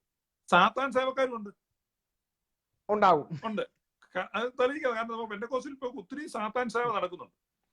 ഈ പറഞ്ഞ ഒരുപാട് ഞൊടുക്കു വിദ്യകൾ, ഒടിവിദ്യകളൊക്കെ ഇതിനകത്ത് നടത്തുന്നുണ്ട്. ഈ ട്രൈബൽ കമ്മ്യൂണിറ്റികളിൽ നിന്ന് പെന്തക്കോസ്റ്റിലേക്ക് വന്നിരിക്കുന്ന ഒരുപാട് പേര് ഈ പ്രവാചകന്മാരാണ്, അതാണ് ഇതാണെന്നെല്ലാം പറഞ്ഞു നടക്കുന്നത്. അതൊരിക്കലും ക്രിസ്തുവിന്റെ ആത്മാവിലല്ല അവർ ചെയ്യുന്നതും പറയുന്നതും. അവരുടെ ചില കെട്ടുവിദ്യകളൊക്കെ ഉണ്ട്. അപ്പൊ ഈ വിദ്യകളൊക്കെ മാർക്കറ്റിൽ അവൈലബിൾ ആണ്. പക്ഷെ അവർ ഈ മാർക്കറ്റിൽ കൊണ്ടുവന്ന് അത് വിൽക്കുകയാണ് എളുപ്പത്തിൽ. അത് വളരെ ആവശ്യമാണ്. ഇവിടെ ആൾക്കാർക്ക് ഇത് അതാണ് താല്പര്യവും. അതാണ് താല്പര്യം. അപ്പം യഥാർത്ഥത്തിലുള്ള ആത്മാവിനെ കുറിച്ചല്ല ഞാൻ പറയുന്നത്. ഞാൻ പറയുന്നത് ഇതിനകത്ത് പല ടൈപ്പ് ഉണ്ട്. അപ്പൊ പെന്തക്കോസ്റ്റ്, നമ്മൾ മലയാളി പെന്തക്കോസ്റ്റിലേക്ക് വരിക. മലയാളി പെന്തക്കോസ്റ്റ് എന്ന് പറയുന്നത് സ്വത്വപ്രതിസന്ധി നേരിടുന്ന ഒരു ഗ്രൂപ്പാണ്. സ്വത്വപ്രതിസന്ധി എന്ന് പറഞ്ഞാൽ ചിലപ്പോൾ ആളുകൾക്ക് മലയാളം ആയതുകൊണ്ട് മനസ്സിലാകത്തില്ല. ഇംഗ്ലീഷിൽ പറഞ്ഞാൽ ഐഡന്റിറ്റി ക്രൈസിസ്. കാരണം അവർക്ക് സ്വന്തമായിട്ട് ഉപദേശമില്ല. അവരുടെ ഉപദേശം എന്താണെന്ന് അവരുടെ ഉപദേശിക്ക് അറിയത്തില്ല. മലയാളിക്ക് ഈ ഒടിവിദ്യയുടെ കാര്യം പറഞ്ഞില്ലായിരുന്നോ പാസ്റ്ററെ? നമ്മുടെ ഈ ആഫ്രിക്കൻസ് ഉണ്ടല്ലോ, ആഫ്രിക്കൻസ്, അവരുടെ ഇടയിൽ ഈ ബ്ലാക്ക് മാജിക് ഭയങ്കരമായിട്ട് നടക്കുന്നതാണ്, ഭയങ്കര ശക്തമാണ്. അവര് നമ്മുടെ അടുത്ത് വന്നിട്ട്, ഇപ്പൊ ഞാൻ ഇത് ഉദാഹരണം പറയാൻ, ഞാൻ സൗദിയിലായിരിക്കുന്ന സമയത്ത് ഞങ്ങളുടെ കമ്പനിയിലെ സെയിൽസ്മാൻമാർ ഓഫീസിൽ വന്നിട്ട് സെയിൽസ് കഴിഞ്ഞിട്ട് വരുമ്പോൾ അവർ പൈസ ലൂട്ട് ചെയ്യപ്പെട്ടു എന്ന് പറഞ്ഞിട്ട് അവര് വന്ന് കംപ്ലൈന്റ് പറയാറുണ്ട്. എന്ന് പറഞ്ഞാൽ ചേഞ്ച് കൊടുക്കാൻ പോയതാ. ചിലർ വന്നിട്ട് 500 റിയാലിന്റെ ചേഞ്ച് ചോദിക്കും. അത് അങ്ങോട്ടും ഇങ്ങോട്ടും എന്തോ അവര് അഭ്യാസം കാണിച്ച് ഇവന്റെ കയ്യിലുള്ള പൈസ പോയിരിക്കും, അത് ഉറപ്പാണ്. അപ്പൊ ഇങ്ങനെയൊക്കെയുള്ള ഒരുപാട് കലാപരിപാടി ചെയ്യുന്നുണ്ട്. അതൊക്കെ ചെറിയ തോതിലുള്ള കാര്യം. ഇപ്പൊ തന്നെ യൂറോപ്പിലെ നമ്മുടെ ഇത് പറയുമ്പോഴേ നമ്മുടെ കേരളത്തിലെ ചില ആൾക്കാര്, നമ്മുടെ ഈ ഇപ്പം പറഞ്ഞ ഈ എൽദോസ് കെലാൽ, ഇദ്ദേഹം നമ്മുടെ അടൂര് ടിജോയുടെ അവിടെ പോയിട്ടുണ്ടായിരുന്നു. ടിജോ തോമസിന്റെ അവിടെ. ഈ എൽദോസിന് പിന്നെ ടിജോയെ പോലെ ഒരു പ്രവാചകനാകണമെന്ന് വലിയ ആഗ്രഹം ഉണ്ടായിരുന്ന ഒരു കാലഘട്ടം ഉണ്ടായിരുന്നു. അങ്ങനെ അദ്ദേഹം ടിജോയുടെ അവിടെ പോയിട്ടുണ്ടായിരുന്നു. അപ്പൊ അവിടെ പോയിട്ട് ഈ എൽദോസിനോട് ഞാൻ ചോദിച്ചു. അവൻ പറഞ്ഞു അവൻ അവിടെ പോയിട്ട് അവനോട് ആരും ഒന്നും ചോദിക്കുകയോ പറയുകയോ ചെയ്താൽ, പക്ഷെ ഈ എൽദോസിനോട് ടിജോ പറഞ്ഞ കാര്യങ്ങൾ അത് പിന്നെ എൽദോസ് ഇതുവരെ പോയിട്ടില്ല. ബഹാമസ് എന്ന് പറയുന്ന സ്ഥലത്തേക്ക് പോകാനുള്ളതായ കാര്യങ്ങളൊക്കെ അവൻ കുറെ നാളായിട്ട് അത് കാത്തിരിക്കുകയാണ്. അപ്പൊ ഇവൻ അവിടെ ചെന്നപ്പോൾ ഇവനോട് ഈ ടിജോ ഇവനെ കുറിച്ച് കുറെ കാര്യങ്ങൾ പറഞ്ഞു. അതില് ഏതാണ്ട് എനിക്ക് തോന്നുന്നു ഈ എൽദോസിന്റെ ഫാദർ മരണപ്പെട്ടതാണ്. അദ്ദേഹത്തിന്റെ മരണപ്പെട്ട ഡേറ്റ് പറഞ്ഞത് മാത്രം തെറ്റായിരുന്നു. ബാക്കി എല്ലാം കറക്റ്റ് ആയിട്ടുള്ള കാര്യങ്ങളാണ് ടിജോ പറഞ്ഞത്. ഇപ്പൊ പലരും ഈ ആരോപണം നടത്തുന്നത് പോലെ ടിജോയുടെ ആരെങ്കിലും ആരെങ്കിലും എൽദോസിന്റെ അടുക്ക് വന്നിട്ട് കാര്യങ്ങൾ ചോദിച്ചിട്ട് ടിജോയ്ക്ക് പാസ് ചെയ്ത് കൊടുത്ത സംഭവമൊന്നുമില്ല, അങ്ങനെയുള്ള സംഭവമൊന്നുമില്ല അവിടെ. അത് വളരെ പരിഹാസ്യമായ ഒരു കാര്യം. അത് നമ്മുടെ ഈ കൊല്ലത്തിൽ നിന്ന് വന്നിരിക്കുന്ന ഒരു ദളിത് മുസ്ലിം വിഭാഗത്തിൽ നിന്ന് വന്നൊരു പ്രസംഗനുണ്ട് പെന്റക്കോസിൽ. അദ്ദേഹമാണ് ഈ ആരോട് ഉന്നയിച്ചത്. ഈ പേര് വിളിക്കുന്നത് വന്ന വണ്ടിയുടെ പാർക്ക് ചെയ്തിരിക്കുന്ന വണ്ടിയുടെ നമ്പർ നോക്കി RTO ഓഫീസിന്റെ സൈറ്റിൽ പോയി അഡ്രസ് എടുത്ത് വിളിക്കാന്നൊക്കെ പറഞ്ഞു. അപ്പൊ ഇവന്റെ ആത്മമണ്ഡലത്തെ പറ്റി അറിവില്ലാത്തതുകൊണ്ട്. ഇപ്പം ടിജോ തോമസ് കഴിഞ്ഞ മാസം ഒരു ക്യാമ്പ് നടത്തി അടൂര് മാർത്തോമ യൂത്ത് സെന്ററിൽ. അപ്പൊ ആ ക്യാമ്പില് രജിസ്റ്റർ ചെയ്ത് പങ്കെടുത്തത് 900 people ആണ്. 900 people 3000 rupees ആയിരുന്നു ഒരാൾക്ക്. അത് 26 രാജ്യങ്ങളിൽ നിന്നുള്ള ആളുകളുണ്ട്. നമ്മുടെ ജോൺ ലോറൻസ് ഒക്കെ പോയിട്ടുണ്ട്. അപ്പൊ 26 രാജ്യങ്ങളിൽ നിന്ന് 900 people വന്ന് അവിടെ രജിസ്റ്റർ ചെയ്ത് ഇത് ചെയ്യണമെങ്കിൽ അവരുടെ എല്ലാം പാസ്പോർട്ട് നോക്കി പേര് വിളിക്കല്ല. അപ്പം നമ്മൾ അതിപ്പോ ഒരു വ്യക്തിയുടെ കാര്യമാണ് നമ്മളിവിടെ ഡിബേറ്റ് ചെയ്യേണ്ട. പക്ഷെ ഞാൻ പറഞ്ഞത് അത് അങ്ങനെ ഒന്നും അത്ര ആളുകളെ വഞ്ചിക്കാനൊന്നും പറ്റത്തില്ല. അപ്പൊ ഞാൻ പറഞ്ഞത് യൂറോപ്പിലെ ഇതൊക്കെ സ്പിരിറ്റ് തന്നെയാണ് സംഭവം. അതെ. അപ്പൊ സ്പിരിച്വൽ റലത്തെ പറ്റി നമുക്ക് വേറൊരു ദിവസം സംസാരിക്കാം. ഇപ്പൊ നമ്മൾ സംസാരിക്കുന്നത് യൂറോപ്പിലെ പത്രങ്ങളില്. ഞാൻ യൂറോപ്പിൽ സഞ്ചരിക്കുമ്പോൾ കണ്ട അവിടുത്തെ പത്രങ്ങളിൽ ഈ ബ്ലാക്ക് മജീഷ്യൻസിന്റെ പരസ്യമുണ്ട്. അമേരിക്കയിൽ ഇല്ലത്. അമേരിക്ക നിയമം മൂലം നിരോധിച്ചിരിക്കുകയാണെന്ന് പറഞ്ഞാൽ അമേരിക്കൻ പത്രങ്ങൾ അങ്ങനെ കണ്ടിട്ടില്ല. പക്ഷെ യൂറോപ്പിൽ ധാരാളമായിട്ടുണ്ട്. യൂറോപ്പിൽ ചെല്ലുമ്പോൾ ഈ പരസ്യങ്ങള് കാണുമ്പോൾ അതിനകത്ത് ഗ്യാരണ്ടീഡ്, റിസൾട്ട് ഗ്യാരണ്ടീഡ് എന്ന് പറഞ്ഞാൽ പരസ്യം കൊടുക്കുന്നത്. അതായത് നമുക്ക് പ്രതികാരം ചെയ്യാം. കല്യാണം, അതായത് പെണ്ണുങ്ങളെ പ്രണയത്തിൽ വീഴിക്കണമെങ്കിൽ പെണ്ണിനെയോ ആണിനെയോ അതൊന്നും പ്രശ്നമല്ല. ആരെ പ്രണയത്തിൽ വീഴിക്കണം അവരെ പ്രണയത്തിൽ വീഴിക്കാം. അപ്പൊ ഇതെല്ലാം നമുക്ക് അവർക്ക് നമ്മുടെ കൊട്ടേഷൻ കൊടുത്താൽ റിസൾട്ട് ഗ്യാരണ്ടീഡാണ്. അപ്പൊ അതിനകത്ത് ഏറ്റവും ആശ്ചര്യകരമായ കാര്യം എന്താണെന്നറിയോ? പേയ്മെന്റ് ഓൺലി ആഫ്റ്റർ റിസൾട്ട് ആണ്. പൈസ വേണ്ട അവർക്ക്. നിങ്ങൾ നിങ്ങളുടെ കാര്യം പറഞ്ഞാൽ മതി, അത് അവർ നടത്തി കഴിഞ്ഞ് പൈസ കൊടുത്താൽ മതി. അത്ര ഗ്യാരണ്ടി. അപ്പൊ എന്ന് പറഞ്ഞാൽ ഇത് സ്പിരിച്വൽ വേൾഡിനെ പറ്റി നമ്മൾ കുറച്ച് ഗ്രാഹ്യമുള്ളവരായിരിക്കണം. അല്ലാതെ ചുമ്മാ ഇവിടെ ഇരുന്ന് വെച്ച് കൊല്ലം കാക്കയൊക്കെ പറയുന്നിട്ടുണ്ട് അവിടെ ആത്മാവില്ല, ശക്തിയില്ല. അങ്ങനെയല്ല. ആത്മാവുണ്ടല്ലോ, ഇതെല്ലാം ഉണ്ട്. പലതരം ആത്മാവ് പ്രവർത്തിക്കുന്നുണ്ട്. ദൈവത്തിന്റെ ദൂതന്മാർ പ്രവർത്തിക്കുന്നുണ്ട്, സാത്താന്റെ ദൂതന്മാർ പ്രവർത്തിക്കുന്നുണ്ട്, പരിശുദ്ധാത്മാവ് പ്രവർത്തിക്കുന്നുണ്ട്, എല്ലാം ഉണ്ട്. അപ്പൊ അതിനെ എല്ലാം ഡിഫറൻഷിയേറ്റ് ചെയ്ത് വരണമെങ്കിൽ ആ സഭയ്ക്ക് വ്യക്തമായ ഒരു ഉപദേശം വേണം. അപ്പൊ അവരാരെ സ്തുതിക്കുന്നു, അവരാരെ ആരാധിക്കുന്നു, ഇതിനെല്ലാം വ്യക്തമായ ബോധ്യമുള്ളപ്പോഴാണ് യഥാർത്ഥ ദൈവമാണോ, അവരുടെ ക്രീഡൽ ഫെയ്ത്ത് എന്താണ്, അവരുടെ വിശ്വാസ പ്രമാണം എന്താണ്, അവരെന്താണ് വിശ്വസിക്കുന്നത്. ഇതിനൊന്നും ഒരാശയവും ഇല്ല, ഐഡിയയും ഇല്ല വന്നു കഴിഞ്ഞാൽ അത് വെറും ഒരു കാളികൂളി സംഘം മാത്രമാണ്. ഇപ്പൊ ഉദാഹരണം പറഞ്ഞാൽ മലയാളി പെന്റക്കോസ്റ്റിൽ ഒരു പ്രധാന പരിപാടിയാണ് ഇപ്പം പ്രൈസ് ദി ലോർഡ്. നമ്മുടെ ലിനു കെ ജോൺ ലൈവ് തുടങ്ങുമ്പോഴേ പറയും പ്രൈസ് ദി ലോർഡ്. അപ്പൊ ഞാനും പറയും പ്രൈസ് ദി ലോർഡ്. ഞാനും പറയാറുണ്ട് സാറ്, ഞാനും പറയും. അപ്പൊ ഈ പ്രൈസ് ദി ലോർഡ് ഇപ്പൊ സത്യസന്ധമായിട്ട് ചോദിക്കുകയാണ്, സാറിന്റെ ഇംഗ്ലീഷ് പരിജ്ഞാനം അനുസരിച്ച് പ്രൈസ് ദി ലോർഡ് എന്ന് പറഞ്ഞാൽ എന്താണ് അർത്ഥം? ദൈവത്തെ സ്തുതിപ്പീൻ, അല്ലെങ്കിൽ കർത്താവിനെ സ്തുതിപ്പീൻ, അല്ലെങ്കിൽ യഹോവയെ സ്തുതിപ്പീൻ എന്നൊക്കെ അർത്ഥമാണ്. പ്രഭുവിനെ സ്തുതിപ്പീൻ, അല്ലെങ്കിൽ പ്രഭുവിന് മഹത്വം കൊടുപ്പീൻ, കർത്താവിന് മഹത്വം കൊടുപ്പീൻ. അപ്പൊ പ്രൈസ് ദി ലോർഡ് എന്ന് പറഞ്ഞാൽ it is not praising God, it is just ഒരു ആഹ്വാനമാണ്. അപ്പൊ ഞാൻ സാറിനോട് പറയാണ് പ്രൈസ് ദി ലോർഡ് എന്ന് പറയുമ്പോ സാറും തിരിച്ചെന്ത് പറയും?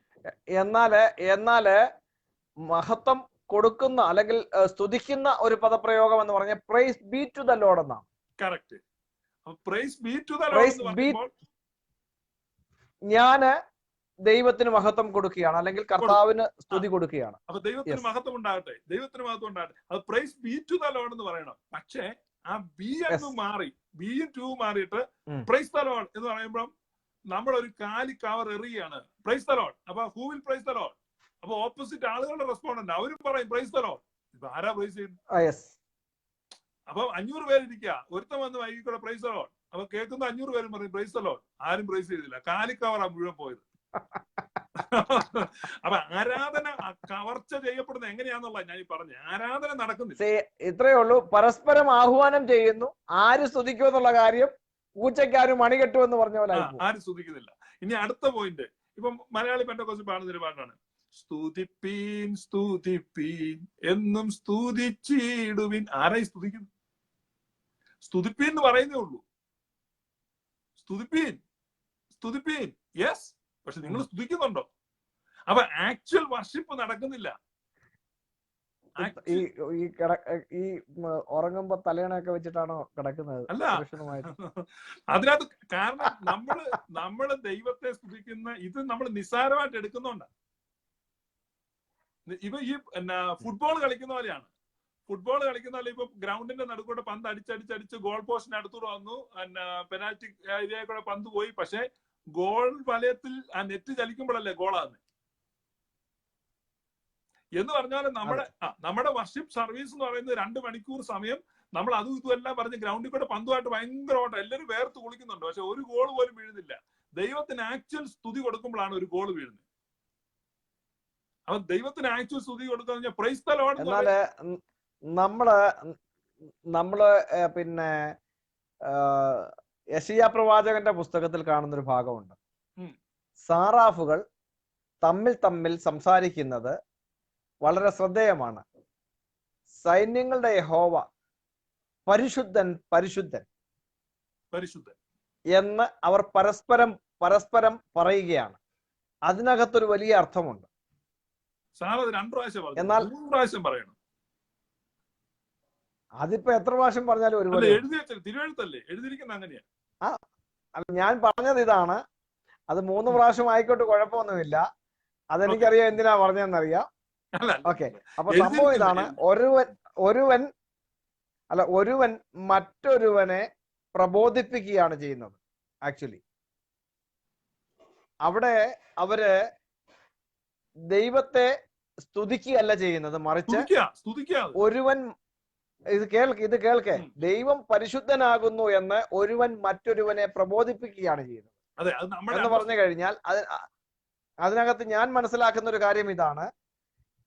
ഒരുവൻ മറ്റൊരുവനോട് നമ്മുടെ ദൈവമായ യഹോവ പരിശുദ്ധനാണ് എന്ന് അല്ലെങ്കിൽ പരിശുദ്ധനാണ് എന്ന് പറയുമ്പോൾ അതിനർത്ഥം നമ്മൾ ആരാധിക്കുന്നവൻ പരിശുദ്ധനാണ്, നാമും അതുപോലെ പരിശുദ്ധിയിൽ ആരാധിക്കണം, പരിശുദ്ധരാകണം എന്നുള്ള ദൈവഹിതം പരസ്പരം ഓർപ്പിക്കുക ചെയ്യുന്നത്. നമ്മൾ പുതിയ നിയമത്തിൽ കാണുന്നുണ്ട് ദൈവം പരിശുദ്ധൻ. അപ്പൊ ഹോളി ഹോളി ഹോളി. ഇത് ഏൻഷ്യൻ ചർച്ച് തൊട്ട് സകല ക്രിസ്ത്യൻ ചർച്ചുകളും ഇന്നും പിന്തുടരുന്ന ഒരു ആരാധനാ രീതിയാണ്. ഇത് ആരാധനയല്ല, ആക്ച്വലി അത് ആരാധനയാണ്, അത് വർഷിപ്പാണ്. അത് ഒരുവൻ മറ്റൊരുവനോട് പറയുമ്പോ എങ്ങനെ ആരാധനയാവുന്നത്? അത് പ്രബോധനമാണ്. അത് പ്രബോധനമാണ്. അതെ, ആ എക്സോർട്ടേഷനിലാണ്. അല്ല, എന്നാൽ അത് പ്രബോധനമാണ്. ഒരുവൻ മറ്റൊരുവനോട് പറയുന്നത് പ്രബോധനമാണ്. ആരാധന എന്ന് പറയുന്നത് ദൈവത്തിന് അർപ്പിക്കുന്നതാണ് ആരാധന എന്ന് പറയുന്നത്. പറഞ്ഞോ, ദൈവത്തിന് അർപ്പിക്കുന്നതിന് എക്സാമ്പിൾ പറഞ്ഞു. ദൈവത്തിന് അർപ്പിക്കുക എന്ന് പറഞ്ഞു കഴിഞ്ഞാൽ നാം സമ്പൂർണമായി സമർപ്പിക്കുക. അത് ദൈവത്തോട് സംസാരിക്കുന്നതാണ്. ദൈവത്തിന് അർപ്പിച്ചുകൊണ്ട് നാം ദൈവത്തോട് സംസാരിക്കുന്നതാണ് ആരാധന. എന്നാൽ ഇവിടെ യെശയ്യാ പ്രവാചകന്റെ പുസ്തകത്തിൽ കാണുന്നത് പരസ്പരം പ്രബോധിപ്പിക്കുകയാണ് ചെയ്യുന്നത്. അവര് പരസ്പരം ദൈവത്തെ കുറിച്ച് പ്രബോധിപ്പിക്കുകയാണ്. അപ്പൊ ദൂതന്മാരുടെ ഇതുപോലും ആരാധന ആയിട്ടില്ലെന്നാണ് സാറിന്റെ അഭിപ്രായം. അപ്പൊ പിന്നെ ഇവരുടെ ആരാധനയല്ല, അത് ആരാധനയല്ല. അല്ല, അപ്പൊ അങ്ങനെ ആകുമ്പോ മലയാളികളുടെ ഇടയിൽ നടക്കുന്ന ഒരു ആരാധനയുടെ സാമ്പിൾ പറ. സ്തുതിപ്പീൻ എന്ന് പറഞ്ഞ ആരാധന മലയാളികളുടെ ഇടയിൽ സ്തുതിപ്പീൻ എന്ന് പറഞ്ഞാൽ ആരാധനയാകില്ല. ഒരുവൻ മറ്റൊരുത്തനോട് സ്തുതിക്കാൻ പറയുന്നതേ ഉള്ളൂ. ആര് സ്തുതിക്കുമെന്നുള്ള കാര്യം പൂച്ചയ്ക്ക് ആര് മണി കെട്ടുമെന്നുള്ളത് പോലായി പോകും.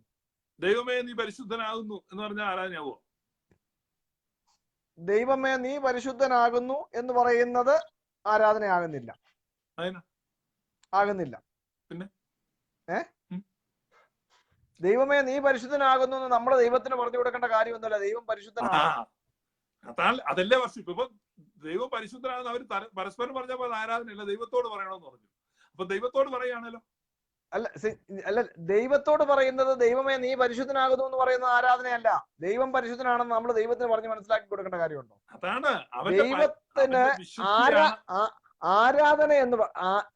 ആരാധന എന്ന് പറയുന്നത് സമ്പൂർണ്ണ സമർപ്പണമാണ്.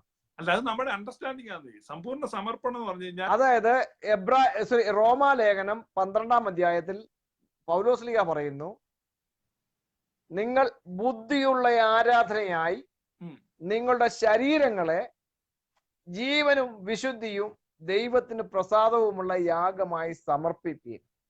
ആരാധന എന്ന് പറഞ്ഞു കഴിഞ്ഞാൽ നാം ദൈവസന്നിധിയിൽ നമ്മളില്ല.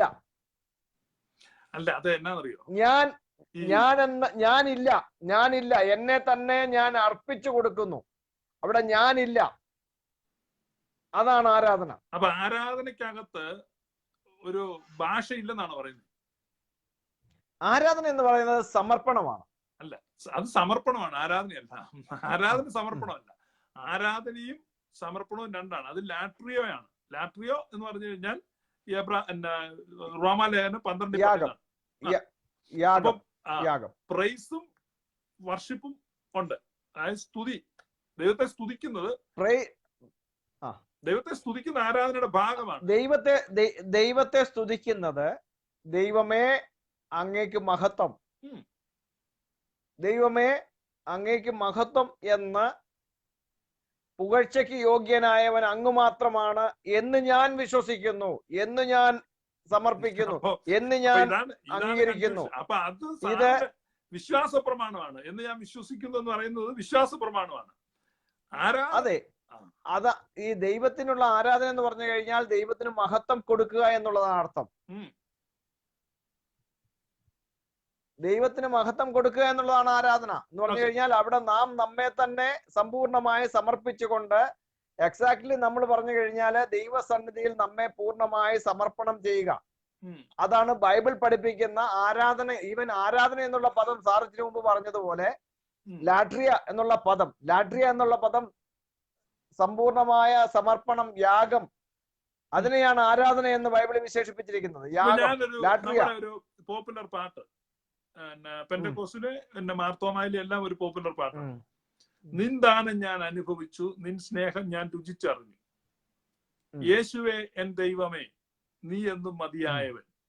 ഈ പാട്ട് സാർ എഗ്രി ചെയ്യോ? ഞാൻ അതിനകത്ത് യേശുവേ എൻ ദൈവമേ നീ എന്നും മതിയായവൻ എന്നുള്ള ഭാഗം ഞാൻ അക്സെപ്റ്റ് ചെയ്യത്തില്ല. എന്നിട്ട് പിന്നെ എന്നാ പാടുന്നേ? എൻ ദൈവമേ നീ എന്നും മതിയായവൻ എന്ന് പാടാമല്ലോ. അപ്പൊ ഈ പാട്ടൊരു യേശുനാമ ഗാനമായിട്ടാണോ പറയുന്നേ?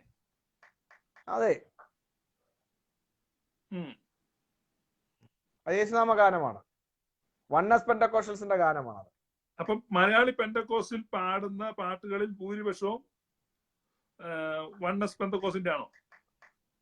തീർച്ചയായിട്ടും. മലയാളി പെന്തക്കോസ്റ്റുകാരെന്ന് പറയുന്ന സമൂഹം ഞാൻ മനസ്സിലാക്കിയിരിക്കുന്നിടത്തോളം അവരും യേശുനാമ പെന്തക്കോസ്റ്റുകാരുമായിട്ടുള്ള വ്യത്യാസം എന്ന് പറയുന്നത്, അവരുടെ സ്നാനം കഴിപ്പിക്കുമ്പോൾ ഉരുവിടുന്ന പദപ്രയോഗം. കേൾക്കാം. പക്ഷെ എനിക്ക് ഇഷ്ടമാണ് പാട്ട് കേൾക്കാൻ, നല്ല രസമുണ്ട് കേൾക്കാൻ, അല്ലേ? പലർക്കും ഏതാ അല്ല, പാട്ട് കേൾക്കുന്നത് നല്ലതാണ്. പക്ഷെ പിന്നെ അടിസ്ഥാനപരമായ ക്രിസ്തുവിന്റെ സന്ദേശത്തിന് വിപരീതമായ ഒരു പാട്ടാണെങ്കിൽ അത് കേൾക്കുന്നത് ഇമ്പകരമല്ല. അപ്പൊ ഇതാ പറഞ്ഞത്, ഈ പുസ്തകത്തിലെ പാട്ടുകളെല്ലാം തന്നെ യേശുനാമ ഗാനങ്ങളാണ്.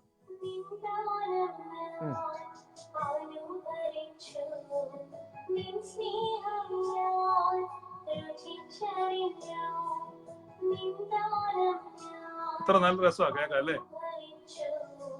കേൾക്കാനൊക്കെ നല്ല രസമാണ്. സിനിമാ പാട്ടും നല്ല രസമാണ്. നന്നായിട്ട് ആൾക്കാർ പാടാം.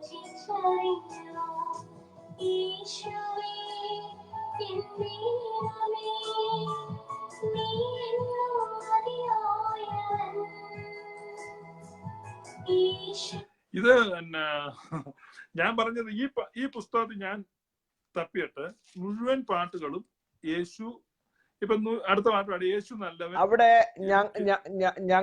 ഞങ്ങൾക്ക് വേണമെങ്കിൽ ആ പാട്ടിനെ ഇങ്ങനെ പാടാം, യേശുവേ എൻ രക്ഷക നീ എന്നും മതിയായവൻ എന്ന് പാടാം. ഓക്കെ, സാറിന്റെ ഓരോ ബുദ്ധി ആലോചിക്കുന്നത്. അപ്പൊ അടുത്തൊരു പാട്ടാണ്, യേശു നല്ലവൻ എനിക്ക് യേശു നല്ലവൻ നല്ല രക്ഷകൻ തൻ നാമം വാഴ്ത്തി പാടും ഞാൻ. യേശു നല്ലവൻ, അതേ എൻ യേശു നല്ലവൻ. അടുത്തത്, ചെങ്കടൽ പിളർന്നു വഴി നടത്തിയിടും, അടിമയിൽ മുഖം തകർത്തു വീണ്ടെടുത്തിടും, ചിറകുകൾ വിടർത്തി മറവിൽ കാത്തിടുന്നവൻ, മുന്നിലും പിന്നിലും നടന്നു കാവലായി, മേഘമൊന്ന് എനിക്ക് മേൽ വിരിച്ചു സ്നേഹമായി. അപ്പൊ എന്ന് പറഞ്ഞാൽ ഇത് സെബാസ്റ്റ്യൻ പുന്നക്കൽ ഫിലിപ്പ് പറയുന്ന അതേ ഡോക്ട്രിനാണ് ഈ പാട്ടിൽ കിടക്കുന്നത്. ടെസ്റ്റ്മെന്റിലെ അതേ ദൈവമാണ് യേശു. There is only one person, അത് യേശു മാത്രമേ ഉള്ളൂ എന്ന് പറയുന്ന കാര്യങ്ങളാണ് ഈ പാട്ടിൽ എഴുതി വെച്ചിരിക്കുന്നത്. അത് തെറ്റാണോ? തെറ്റാണോ ശരിയാണോ എന്ന് ഞാൻ പറയുന്നില്ല. സെബാസ്റ്റ്യൻ പറയുന്ന കാര്യമാണെന്ന് ഞാൻ പറയും. ആ കാര്യം പാടിയിട്ടാണ് സെബാസ്റ്റ്യൻ പറയുന്ന കാര്യമാണ്. അതിന് അത് പാടുന്നവര് ട്രിനിറ്റേറിയൻസ് അല്ല. ഇതാണ് ഞാൻ പറയുന്നത്. അത് പാടുന്നവർ ഒരിക്കലും ട്രിനിറ്റേറിയൻ അല്ലത്.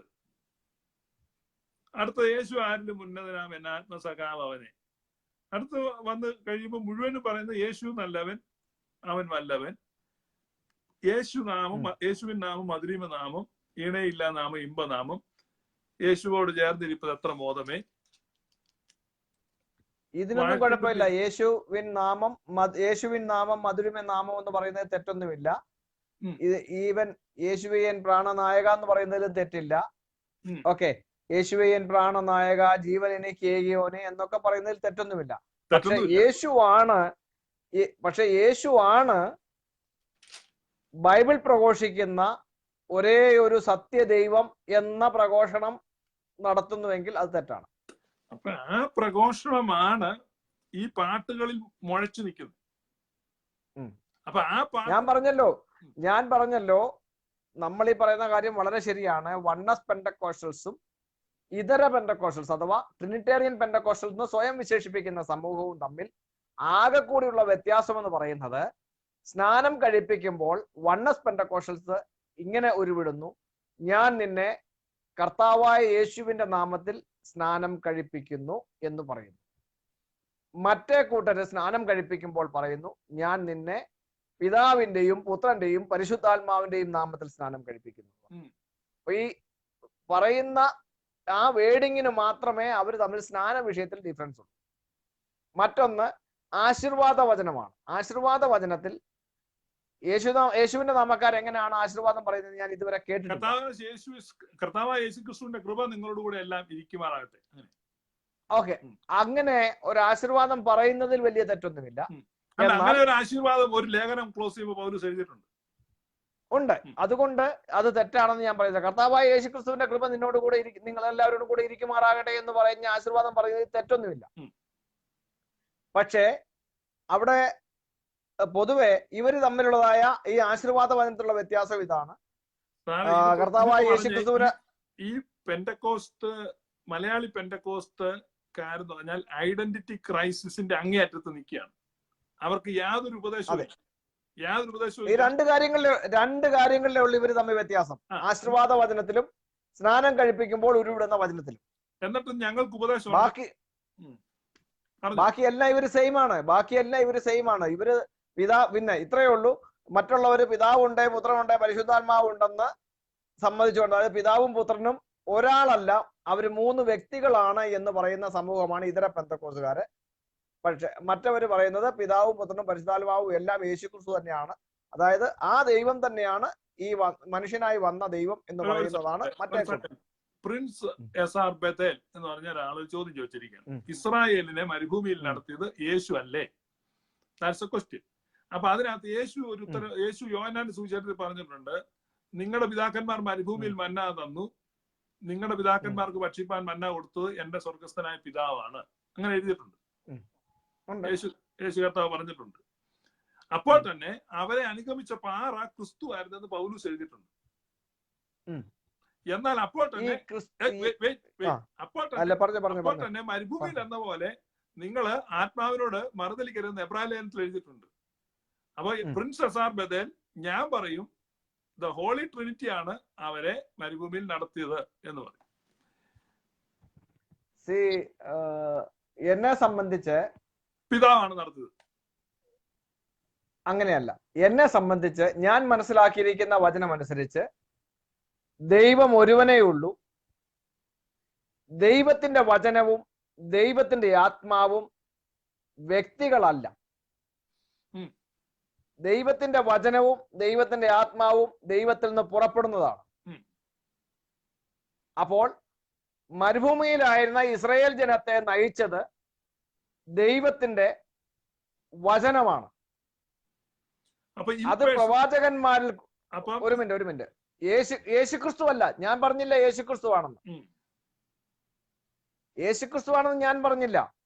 ഞാൻ പറഞ്ഞത് ദൈവത്തിന്റെ വചനം പ്രവാചകന്മാരിൽ കൂടെ ജനത്തിങ്കലേക്ക് എത്തി. ദൈവം പണ്ട് ഭാഗമായും വിവിധമായും പ്രവാചകന്മാർ മുഖാന്തരം സംസാരിച്ചിട്ട് ഈ അന്ത്യകാലത്ത് പുത്രൻ മുഖാന്തരം സംസാരിച്ചു. അപ്പോൾ പണ്ട് ഭാഗമായും വിവിധമായും സംസാരിച്ചത് പ്രവാചകന്മാരിൽ കൂടി ദൈവം അയച്ച വചനമാണ്. അപ്പോൾ ദൈവത്തിന്റെ വചനമാണ് ഇവരെ നയിച്ചത്. ഈ ഇസ്രായേലിനെ നയിച്ചത് പ്രവാചകന്മാരിൽ കൂടിയുള്ള ദൈവത്തിന്റെ അരുളപ്പാടുകൾ. അങ്ങനെയാണ് സാർ മനസ്സിലാക്കുന്നത്. ഓറക്കിൾസ്. യെസ്. എന്നാൽ ഈ അന്ത്യകാലത്ത് വന്നപ്പോൾ ദൈവം പുത്രനിൽ കൂടെ സംസാരിച്ചു. അതെ. അപ്പൊ നമ്മൾ അത് പറഞ്ഞു കഴിയുമ്പോൾ ഈ വചനം എന്നത് ഇംപേഴ്സണൽ ആണ്. അതാണ് സാറിന്റെ വിശ്വാസം. വചനം ഒരു വ്യക്തിയല്ല. വചനം എന്ന് പറയുന്നത് ദൈവത്തിന്റെ ആലോചനയാണ്. ദൈവത്തിന്റെ ആലോചനയും ദൈവത്തിന്റെ ഹിതവും ദൈവത്തിന്റെ നിർണയവുമാണ്. ഓക്കെ. അപ്പൊ വചനം എന്നാൽ തോട്ട് ഓഫ് ഗോഡ് ആണ്. ലോജിക് ഓഫ് ഗോഡ് അല്ലെ? അത് തോട്ട് ഓഫ് ഗോഡ് എന്തോ? ദൈവത്തിന്റെ ഹിതം, ദൈവത്തിന്റെ ആലോചന, ദൈവത്തിന്റെ നിർണയം, ദൈവത്തിന്റെ ചിന്ത, തോട്ട് ഓഫ് ഗോഡ്. യെസ്. അപ്പൊ ആ വചനം ദൈവത്തിന്റെ ഉള്ളിലാണ്, ദൈവത്തിന്റെ മനസ്സിലാണ്, ദൈവത്തിന്റെ ചിന്തയാണ്. ദൈവത്തിന്റെ ചിന്തകളും ആലോചനകളും നിർണയവും പുറത്തേക്ക് വരുമ്പോഴാണ് അത് വചനമായി മാറുന്നത്. അപ്പം യോഹന്നാന്റെ സുവിശേഷം പറയുന്നത് ആദിയിൽ വചനം ഉണ്ടായിരുന്നു, വചനം ദൈവത്തിന്റെ ഉള്ളിലായിരുന്നു, വചനം ദൈവമായിരുന്നു. അങ്ങനെ ദൈവത്തിന് ആദിയിൽ വചനം ഉണ്ടായിരുന്നു, വചനം ദൈവത്തോടു കൂടെ ആയിരുന്നു. വചനം ദൈവത്തോട് കൂടെയായിരുന്നു. അപ്പൊ കൂടെയായിരുന്നു ദൈവത്തിന്റെ ഉള്ളിലല്ല. ഉള്ളിലോ പുറത്തോ എവിടെയായാലും ഇറ്റ് വാസ് വിത്ത് ഗോഡ്. അപ്പൊ ചിന്തയാണെങ്കിൽ ഉള്ളിൽ വേണം വരാൻ. ഉള്ളിലായാലും പുറത്തായാലും സംഭവം ഒന്നും തന്നെ. സാറിന്റെ ഒരു ചിന്ത പുറത്തിരിക്കും, ആഞ്ഞിലിക്കൊമ്പ ചിന്ത ഇരിക്കൂ. ചിന്ത നമ്മുടെ ഉള്ളിലാണ്. ചിന്തയാണെങ്കിൽ ഉള്ളിൽ വേണ്ടി. ആദിയിൽ വചനം ഉണ്ടായിരുന്നു, വചനം ദൈവത്തോടു കൂടെ ആയിരുന്നു, വചനം ദൈവമായിരുന്നു. മൂന്ന് സ്റ്റേറ്റ്മെന്റ് അല്ലേ അവിടെ? 3 സ്റ്റേറ്റ്മെന്റ്. വചനം ദൈവത്തോട് കൂടെയാണ് ഇരിക്കുന്നതെങ്കിൽ അത് വ്യതിരിക്തമായിട്ടാണ് പറഞ്ഞിരിക്കുന്നത്. ഒരു മിനിറ്റ്. കൂടെ എന്ന് പറഞ്ഞു കഴിഞ്ഞാൽ കൂടെ എന്നുള്ള മലയാള പദമാണോ പ്രശ്നം? അതാണോ പ്രശ്നം? മലയാള പദമല്ല, അത് face to face with God ആണ്. ദൈവത്തോട് മുഖാമുഖം. The money is with me എന്ന് പറഞ്ഞു കഴിഞ്ഞാൽ money is with me, money is with me എന്ന് പറഞ്ഞു കഴിഞ്ഞാല് അത് എന്റെ അകത്തിരിക്കുമോ പുറത്തിരിക്കുമോ എവിടെ ഇരിക്കും? ഈ വചനം ദൈവത്തോട് കൂടെ ആയിരുന്നു എന്ന് പറഞ്ഞു കഴിഞ്ഞാൽ ദൈവത്തിന്റെ ആലോചനയാണ് വചനം, ദൈവത്തിന്റെ ചിന്തയാണ് വചനം. അത് ഉള്ളിലാണോ പുറത്താണോ എന്നുള്ള വിഷയം ഇവിടെ. ഇത് തന്നെയാണ് കൊല്ലം ഷമീറും പറഞ്ഞത്. കൊല്ലം ഷമീർ പാസ്റ്റർ കെ സി ജോണിനെ ഉപദേശിച്ചെഴുതിയ ലേഖനം 2-ാം അധ്യായം 3-ാം വാക്യത്തിൽ ഇങ്ങനെ പറഞ്ഞു, വചനം ദൈവത്തിന്റെ അകത്തിരിക്കുകയായിരുന്നു. അപ്പൊ ഇത് എന്താ പറഞ്ഞു മനസ്സിലാക്കിയാൽ അത് യോഹന്നാന്റെ സുവിശേഷം അനുസരിച്ച് വചനം ദൈവത്തോട് കൂടെയായിരുന്നു. ആയിക്കോട്ടെ. ഇനി വചനം എന്താണെന്നും ഒരു മിനിറ്റ്, വചനം എന്നാൽ എന്തെന്നും അത് എവിടെ നിന്നാണ് വരുന്നതെന്നും ബൈബിൾ തന്നെ പറയുന്നുണ്ട്. അതാണ് വചനം എന്നാൽ എന്തെന്നും അത് എവിടെ നിന്നുമാണ് വചനം വരുന്നതെന്നും ബൈബിൾ തന്നെ പറയുന്നുണ്ട്. യെശയ്യാ പ്രവാചകന്റെ പുസ്തകം 55-ാം അധ്യായം അതിന്റെ 11-ാം വാക്യത്തിൽ വളരെ വ്യക്തമായി പറഞ്ഞിരിക്കുന്നു, എന്റെ വായിൽ നിന്ന് പുറപ്പെടുന്ന വചനം അത് വെറുതെ എന്റെ അടുക്കലേക്ക് മടങ്ങാതെ ഞാൻ അയച്ച കാര്യം സാധിപ്പിക്കും. അപ്പോൾ ദൈവത്തിന്റെ വചനം ദൈവത്തിന്റെ വായിൽ നിന്ന് പുറപ്പെടുന്നതാണ്. അത് ദൈവത്തിന്റെ നിർണയത്തിന്റെ പൂർത്തീകരണത്തിനായിട്ട് ദൈവം അയക്കുമ്പോഴാണ് പുറപ്പെട്ടു പോകുന്നത്. As long as it is not coming out from God, it was with God. അത്രയേ ഉള്ളൂ അതിനർത്ഥം. അപ്പൊ ഈ വചനം എന്ന് കാണുന്നതെല്ലാം ഒരേ അർത്ഥത്തിലല്ല മനസ്സിലാക്കേണ്ടത്. പിന്നെ എങ്ങനെ മനസ്സിലാക്കണം? വചനം എന്നാൽ എന്ത്? അതായത് സ്പോക്കൺ വേർഡും ഉണ്ട്, ഇറ്റേണൽ വേർഡും ഉണ്ട്. What is eternal word? Eternal word എന്ന് പറഞ്ഞാൽ ദൈവത്തോട് കൂടെ ആദ്യം മുതൽ ഉള്ള വചനം. ആദ്യം മുതൽ അതല്ലേ ദൈവത്തിന്റെ വായിൽ നിന്ന് പുറപ്പെടുന്നത്. ദൈവം തന്റെ വായിലെ, യഹോവ തന്റെ വായിലെ വചനത്താൽ ആകാശത്തെയും ഈ വചനം തന്റെ വായിലെ ശ്വാസത്താൽ വചനം സൃഷ്ടിപ്പ് നടത്തിയ വചനം പോലും ഈ പറഞ്ഞിരിക്കുന്ന ഇങ്ങനെയാണ് പറഞ്ഞിരിക്കുന്നത്: യഹോവ തന്റെ വചനത്താൽ ആകാശത്തെയും തന്റെ വായിലെ ശ്വാസത്താൽ അതിലെ സകല സൈന്യത്തെയും ഉണ്ടാക്കി. വചനം മാംസമായി എന്ന് വിശ്വസിക്കുന്നുണ്ടോ? വചനം മാംസമായി എന്ന് പറഞ്ഞത് കൊണ്ട് എന്താണ് കുഴപ്പം? ആ വചനം മാംസമായതാണ് യേശു എന്ന് വിശ്വസിക്കുന്നുണ്ടോ? വചനം എന്ന് മാംസമായ വചനത്തെ കുറിച്ച് ആവർത്തന പുസ്തകം 18-ാം അധ്യായത്തിൽ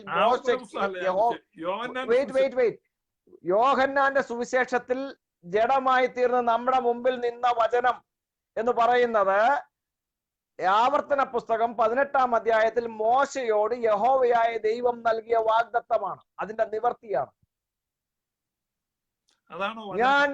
ഞാൻ അവർക്ക് നിന്നെ പോലെ ഒരു പ്രവാചകനെ അവരുടെ സഹോദരന്മാരുടെ ഇടയിൽ നിന്ന് എഴുന്നേൽപ്പിക്കും.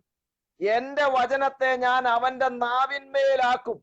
ഞാൻ അവനോട് കൽപ്പിക്കുന്നതൊക്കെയും അവൻ ജനത്തോട് സംസാരിക്കും. അപ്പോൾ മോശയ്ക്ക് നൽകിയ വചനത്തിന്റെ നിവർത്തിയാണ് യോഹന്നാന്റെ സുവിശേഷം 1-ാം അധ്യായം 14-ാം വാക്യത്തിൽ കാണുന്ന ജഡമായി തീർന്ന യേശു എന്ന വ്യക്തി. അതിനെക്കുറിച്ച് ഒരു മിനിറ്റ്, അതിനെക്കുറിച്ച് അപ്പോസ്തല പ്രവർത്തികളുടെ പുസ്തകം 3-ാം അധ്യായത്തിൽ അപ്പോസ്തലന്മാർ യേശുക്രിസ്തുവിനെ കുറിച്ചാണെന്ന് പറഞ്ഞിട്ടുമുണ്ട്, അതിന്റെ 22-ാം വാക്യത്തിൽ. അതായത് പ്രോമിസ്ഡ് പ്രോഫറ്റ് യേശു എന്നാണ് അപ്പോസ്തലന്മാർ പറഞ്ഞത്. യെസ്. ആ വചനം മോശയ്ക്ക് കൊടുത്ത വാഗ്ദാനമല്ല. പിന്നെന്താണ്? ആ വചനം ആദിയിൽ ദൈവത്തോട് കൂടെ ഉണ്ടായിരുന്ന വചനമാണ്. മോശയോട് ദൈവം കൽപ്പിച്ചിട്ടും മോശയോട് വചനം ദൈവത്തോട് കൂടെ ഉണ്ടായിരുന്നു. എപ്പോഴ്?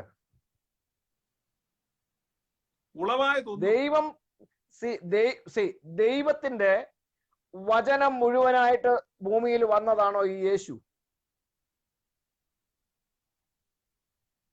ഇത് നമുക്ക് മനസ്സിലാക്കണമെങ്കിൽ ഈ വചനം എന്ന് പറയുന്നത് അത് നമ്മൾ ഈ മലയാളത്തിൽ മനസ്സിലാക്കിയിട്ട് ഒരേ കാര്യത്തിൽ ഇതെല്ലാം മനസ്സിലാക്കുന്നതുകൊണ്ടാണ് നമുക്ക് അത് മനസ്സിലാക്കാൻ ബുദ്ധിമുട്ട് വരുന്നത്. വചനം എന്ന് പറഞ്ഞാൽ ഇറ്റ്സ് എ പേഴ്സൺ, അതൊരു വ്യക്തിയാണ്. വചനം ഒരു വ്യക്തിയാണ്. അല്ല, അത് നമ്മുടെ ഈ മലയാളത്തിൽ ആ വാക്ക് കേൾക്കുമ്പം എങ്ങനെയായാലും ഈവൻ സൃഷ്ടിപ്പിനോടുള്ള ബന്ധത്തിൽ ബൈബിളിൽ നമ്മൾ പരിശോധിക്കുമ്പോൾ യഹോവയായ ദൈവം തന്റെ വായിലെ ശ്വാസത്താലാണ് സൃഷ്ടിപ്പ് നടത്തിയത്. ഉണ്ടാകട്ടെ എന്ന് ദൈവം പറഞ്ഞപ്പോൾ ഉണ്ടായി. അതല്ലാതെ ഏതെങ്കിലും വ്യക്തി ഉണ്ടാക്കി എന്നല്ല പറഞ്ഞിരിക്കുന്നത് ബൈബിൾ പറയുന്നത്. അപ്പോൾ ഉളവായതൊന്നും അവനെ കൂടാതെ ഉളവായതല്ല എന്ന് പറഞ്ഞു കഴിഞ്ഞാൽ ഉളവായത് ദൈവം തന്റെ വായിലെ ശ്വാസത്താൽ താൻ കൽപ്പിച്ച വചനത്താൽ ഉളവായി. അങ്ങനെ തന്നെയാണ് ബൈബിൾ പഠിപ്പിക്കുന്നത്. അല്ലാതെ വചനം എന്ന് പറഞ്ഞൊരു വ്യക്തി ഇതൊക്കെ ഉണ്ടാക്കി നല്ല ബൈബിൾ പഠിപ്പിക്കുന്നത്. നമ്മുടെ ഇന്നത്തെ ചർച്ച അതല്ലാത്തതുകൊണ്ട് ഞാൻ അതിലേക്ക് പോകുന്നില്ല. വചനം ഒരു വ്യക്തിയാണ്, അത് ദൈവത്തോട് കൂടെ വചനം ഒരു വ്യക്തിയല്ല. വചനം എന്ന് പറയുന്നത് ദൈവത്തിന്റെ ഹിതവും നിർണയവുമാണ്. അത് ദൈവം തന്റെ പ്രവൃത്തിയോടുള്ള ബന്ധത്തിൽ അയക്കുന്നു. വചനം ആത്മാവാണ്. അതാണ് സാറേ, വചനം ആത്മാവാണ്. ഇതാണ് ക്ലാസിക്കൽ എക്സാമ്പിൾ. ഇപ്പൊ പെന്റക്കോസ്റ്റിൽ ഉള്ള ഓരോ ആളുകളും ഓരോ രീതിയിലുള്ള അണ്ടർസ്റ്റാൻഡിങ്, ധാരണകൾ കൊണ്ടാണ് നടക്കുന്നത്. അപ്പൊ അതിന്റെ ഒരു ക്ലാസിക് എക്സാമ്പിൾ ആണ് സാറിന്റെ വിശ്വാസം. എന്റെ വിശ്വാസമല്ല. ബൈബിളിൽ വചനം അല്ല, ഒരു ഇത് എല്ലാവരും വ്യക്തിയാണെന്നോ പറയുന്നത് ദൈവം ഒരു വ്യക്തിയാണെന്നോ, വചനം ഒരു വ്യക്തിയാണെന്നോ ദൈവം ഒരു വ്യക്തിയാണെന്നോ ബൈബിൾ പഠിപ്പിക്കുന്നില്ല. ബൈബിൾ ഒരിടത്തുമില്ല. ഉം,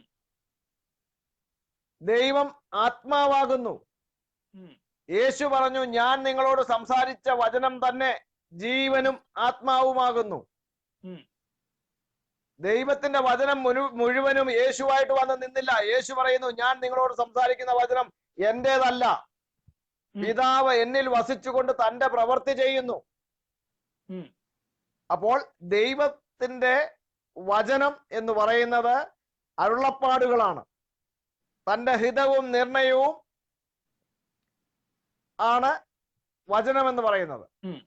അതല്ലാതെ വചനം എന്ന് പറഞ്ഞൊരു വ്യക്തിയോ വചനം എന്ന് പറഞ്ഞൊരു ദൈവമോ ബൈബിളിലില്ല.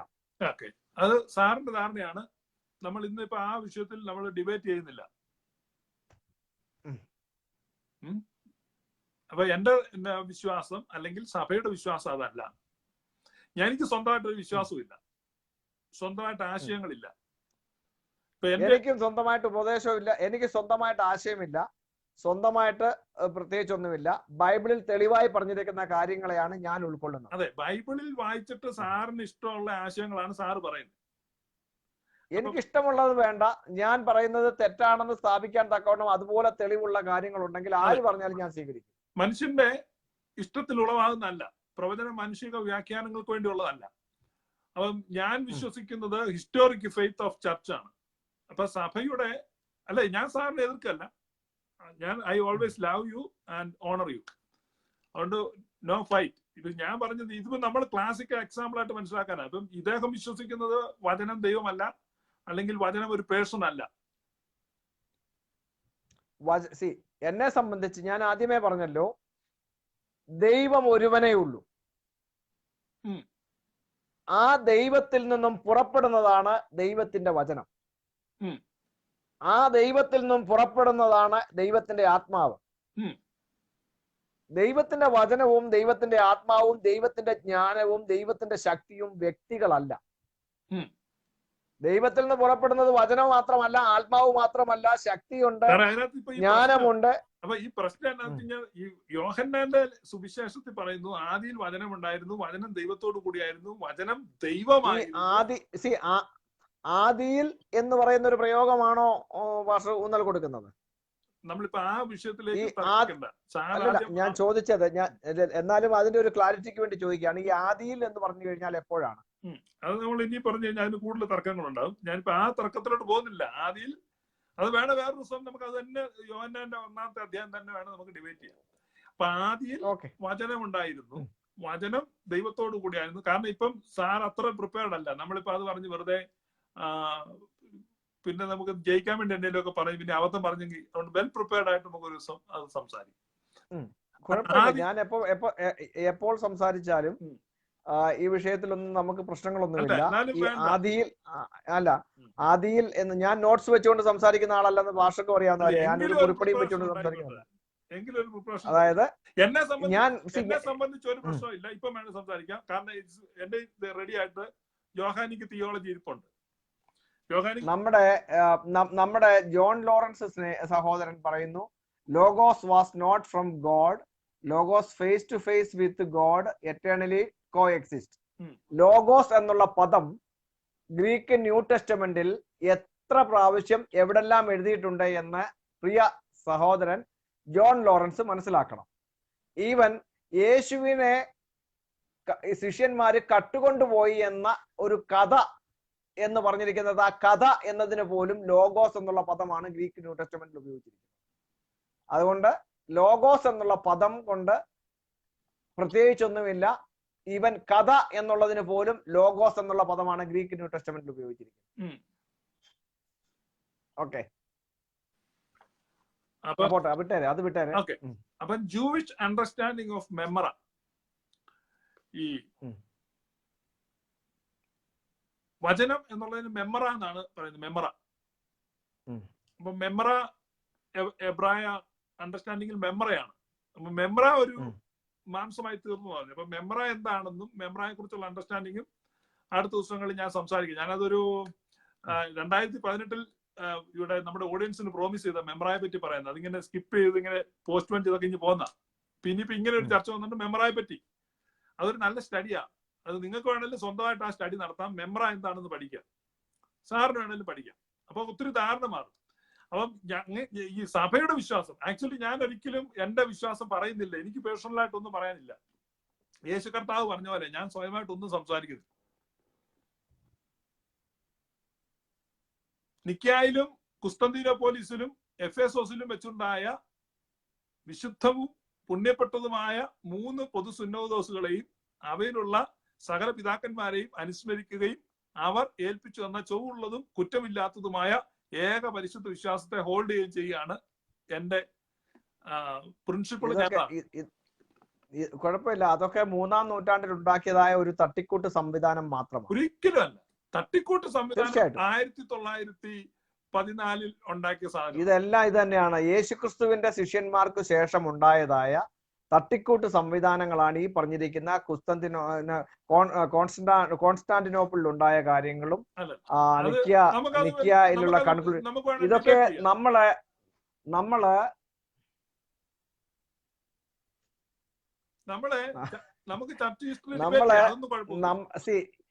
ചർച്ച് ഹിസ്റ്ററി ഞാൻ പറഞ്ഞല്ലോ. ഈ യേശുക്രിസ്തുവിന്റെ ശിഷ്യന്മാരുടെയും കാലഘട്ടങ്ങൾക്ക് ശേഷം ഉണ്ടായതായ ദീർഘനാൾ നീണ്ടതായ തർക്കങ്ങളുടെയും വാദങ്ങളുടെയും അവസാനം ഇതിനകത്ത് ഒരു കാര്യം പറയാം. അത് ഈ മുസ്ലിങ്ങളുടെ ആരോപണം. ഇതൊക്കെ മുസ്ലിം ലോകം ക്രിസ്ത്യാനിറ്റിക്ക് നേരെ ഉതിർത്തുവിടുന്ന ആരോപണങ്ങൾ ഇതൊക്കെ.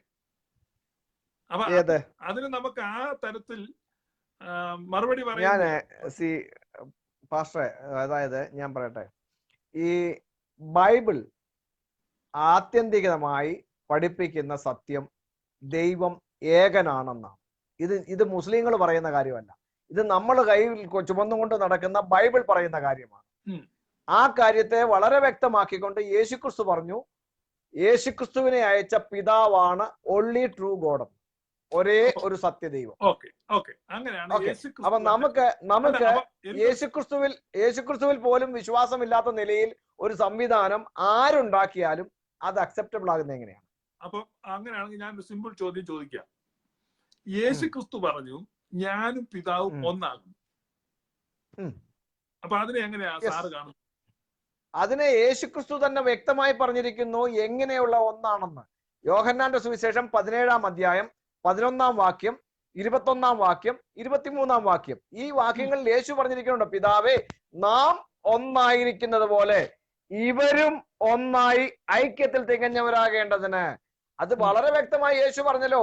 അനേകരായ തന്റെ അനുയായികൾ ഒന്നാകണം. എങ്ങനെ? പിതാവും യേശുവും എങ്ങനെ ഒന്നായിരിക്കുന്നു? അത് അവർ തമ്മിലുള്ള ഐക്യതയെ കുറിച്ചാണ് പറഞ്ഞിരിക്കുന്നത്. ആ ഐക്യത, ആ വൺ മൈൻഡ് വൺനെസ്, ആ ഒന്നാകൽ, ഒരുമനപ്പെടൽ, അത് ശിഷ്യന്മാരുടെ ഇടയിൽ ഉണ്ടാകണം. ലോകത്തിൽ ഇന്ന് വരെ ക്രിസ്തുവിന്റെ സഭ അങ്ങനെ ആയിട്ടില്ല. ആ ഒന്നാകൽ ഉണ്ടായിട്ടില്ല. ഓക്കെ, അങ്ങനെയാണെങ്കിൽ ഈ യേശുവും പിതാവുമായിട്ടുള്ള ഈ ഒന്നാകൽ എന്ന് തുടങ്ങി? അത് ഐക്യതയെ കുറിച്ചല്ലേ പറഞ്ഞിരിക്കുന്നത്? പിതാവേ കഴിയുമെങ്കിൽ ഈ പാനപാത്രം എങ്കിൽ നിന്ന് നീക്കണമേ, എങ്കിലും എന്റെ ഇഷ്ടമല്ല നിന്റെ ഇഷ്ടം തന്നെ നിറവേറട്ടെ എന്ന് സമർപ്പിച്ചു കൊടുത്ത യേശു, പിതാവിന്റെ ഇഷ്ടത്തിന് തന്നെ സമർപ്പിച്ചു കൊടുത്ത യേശു, പിതാവിന്റെ ഇഷ്ടം സ്വന്തം ഇഷ്ടമാക്കി മാറ്റിയ യേശു, ആ ഒരു അനുഭവമാണ് സഭയെ കുറിച്ച് യേശു ക്രിസ്തു സ്വപ്നം കണ്ടത്. ഓക്കെ, അതല്ല ചോദ്യം. ഈ പിതാവും പുത്രനുമായിട്ടുള്ള ഈ ഐക്യം എന്ന് തുടങ്ങി? യേശുക്രിസ്തുവും യേശുക്രിസ്തുവിനെ അയച്ച പിതാവും തമ്മിലുള്ള ഐക്യത്തെ കുറിച്ചാണോ പറയുന്നത്? അത് തന്നെ. യേശുക്രിസ്തുവിനെ ദൈവം അയച്ചത് എന്തിനു വേണ്ടി അയച്ചത്? ദൈവത്തിന്റെ ഇഷ്ടം ചെയ്യുവാൻ വേണ്ടി നിയോഗിച്ചത്. അത് തന്നെയാണ് അതിന്റെ അർത്ഥം. എന്ന് പറഞ്ഞു കഴിഞ്ഞാൽ ഈ ഒന്നാകൽ എന്ന് പറഞ്ഞാൽ ഇത് ഐക്യതയെ കുറിച്ചാണ് പറഞ്ഞിരിക്കുന്നത്. ഐക്യതയെ കുറിച്ച്. അതെ, അത് എന്ന് തുടങ്ങിയ ഐക്യം എന്നാണ് ഞാൻ ചോദിച്ചത്. ഈ ഐക്യം യേശുക്രിസ്തുവിനെ ദൈവം എന്ന് ജനിപ്പിച്ച് ഈ ദൗത്യത്തിന് വേണ്ടിയാക്കിയോ, യേശുക്രിസ്തുവിന് ദൈവത്തെ എന്ന് മനസ്സിലാക്കുവാൻ കഴിഞ്ഞോ അന്ന് തൊട്ട്. യേശുക്രിസ്തുവിന് ദൈവത്തെ മനസ്സിലാക്കാൻ പറ്റാത്തൊരു കാലം ഉണ്ടായിരുന്നു. യേശുക്രിസ്തു എന്ന് പറഞ്ഞാൽ തന്നെ മറിയയുടെ മകനായി ജനിച്ച മനുഷ്യനാണ്. അപ്പം മറിയയുടെ മകനായി ജനിച്ച ഒരു മനുഷ്യൻ മാത്രമാണ് യേശു. മറിയയുടെ മകനായി ജനിച്ച മനുഷ്യനാണ് യേശു. അതിനു മുമ്പ് യേശു ഇല്ല. യേശു എന്നത് ദൈവം തന്റെ വചനത്തിനായി ഒരുക്കിയ ശരീരമാണ്. അത് മറിയയുടെ മകനാണ്. അതിനു മുമ്പ് യേശു ഇല്ല. അതിനു മുമ്പ് യേശു എന്ന് പറഞ്ഞൊരു വ്യക്തി ഇല്ല. No existence. യേശു എന്ന് പറഞ്ഞ ഒരു വ്യക്തി എക്സിസ്റ്റ് ചെയ്യുന്നില്ല അതിനു മുമ്പ്. അപ്പൊ യേശു ഒരു കള്ളനാണല്ലോ. യേശു കള്ളനല്ല. അതെ, സാറിന്റെ അഭിപ്രായത്തിൽ കള്ളൻ. എങ്ങനെ കള്ളൻ? അബ്രഹാമിന് മുമ്പ് എങ്ങനെ കള്ളൻ പറ? നിങ്ങളുടെ പിതാവായ അബ്രഹാമിന് ഒരു മിനിറ്റ്.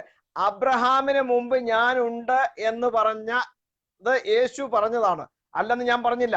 പക്ഷെ ആ യേശു പറയുന്നു പിതാവേ, നീ അവന് നൽകിയിട്ടുള്ളവർക്കെല്ലാവർക്കും നിത്യനീവനെ നൽകേണ്ട നീ സകല ജഡത്തിന്മേലും അവന് അധികാരം കൊടുത്തിരിക്കുന്നുവല്ലോ.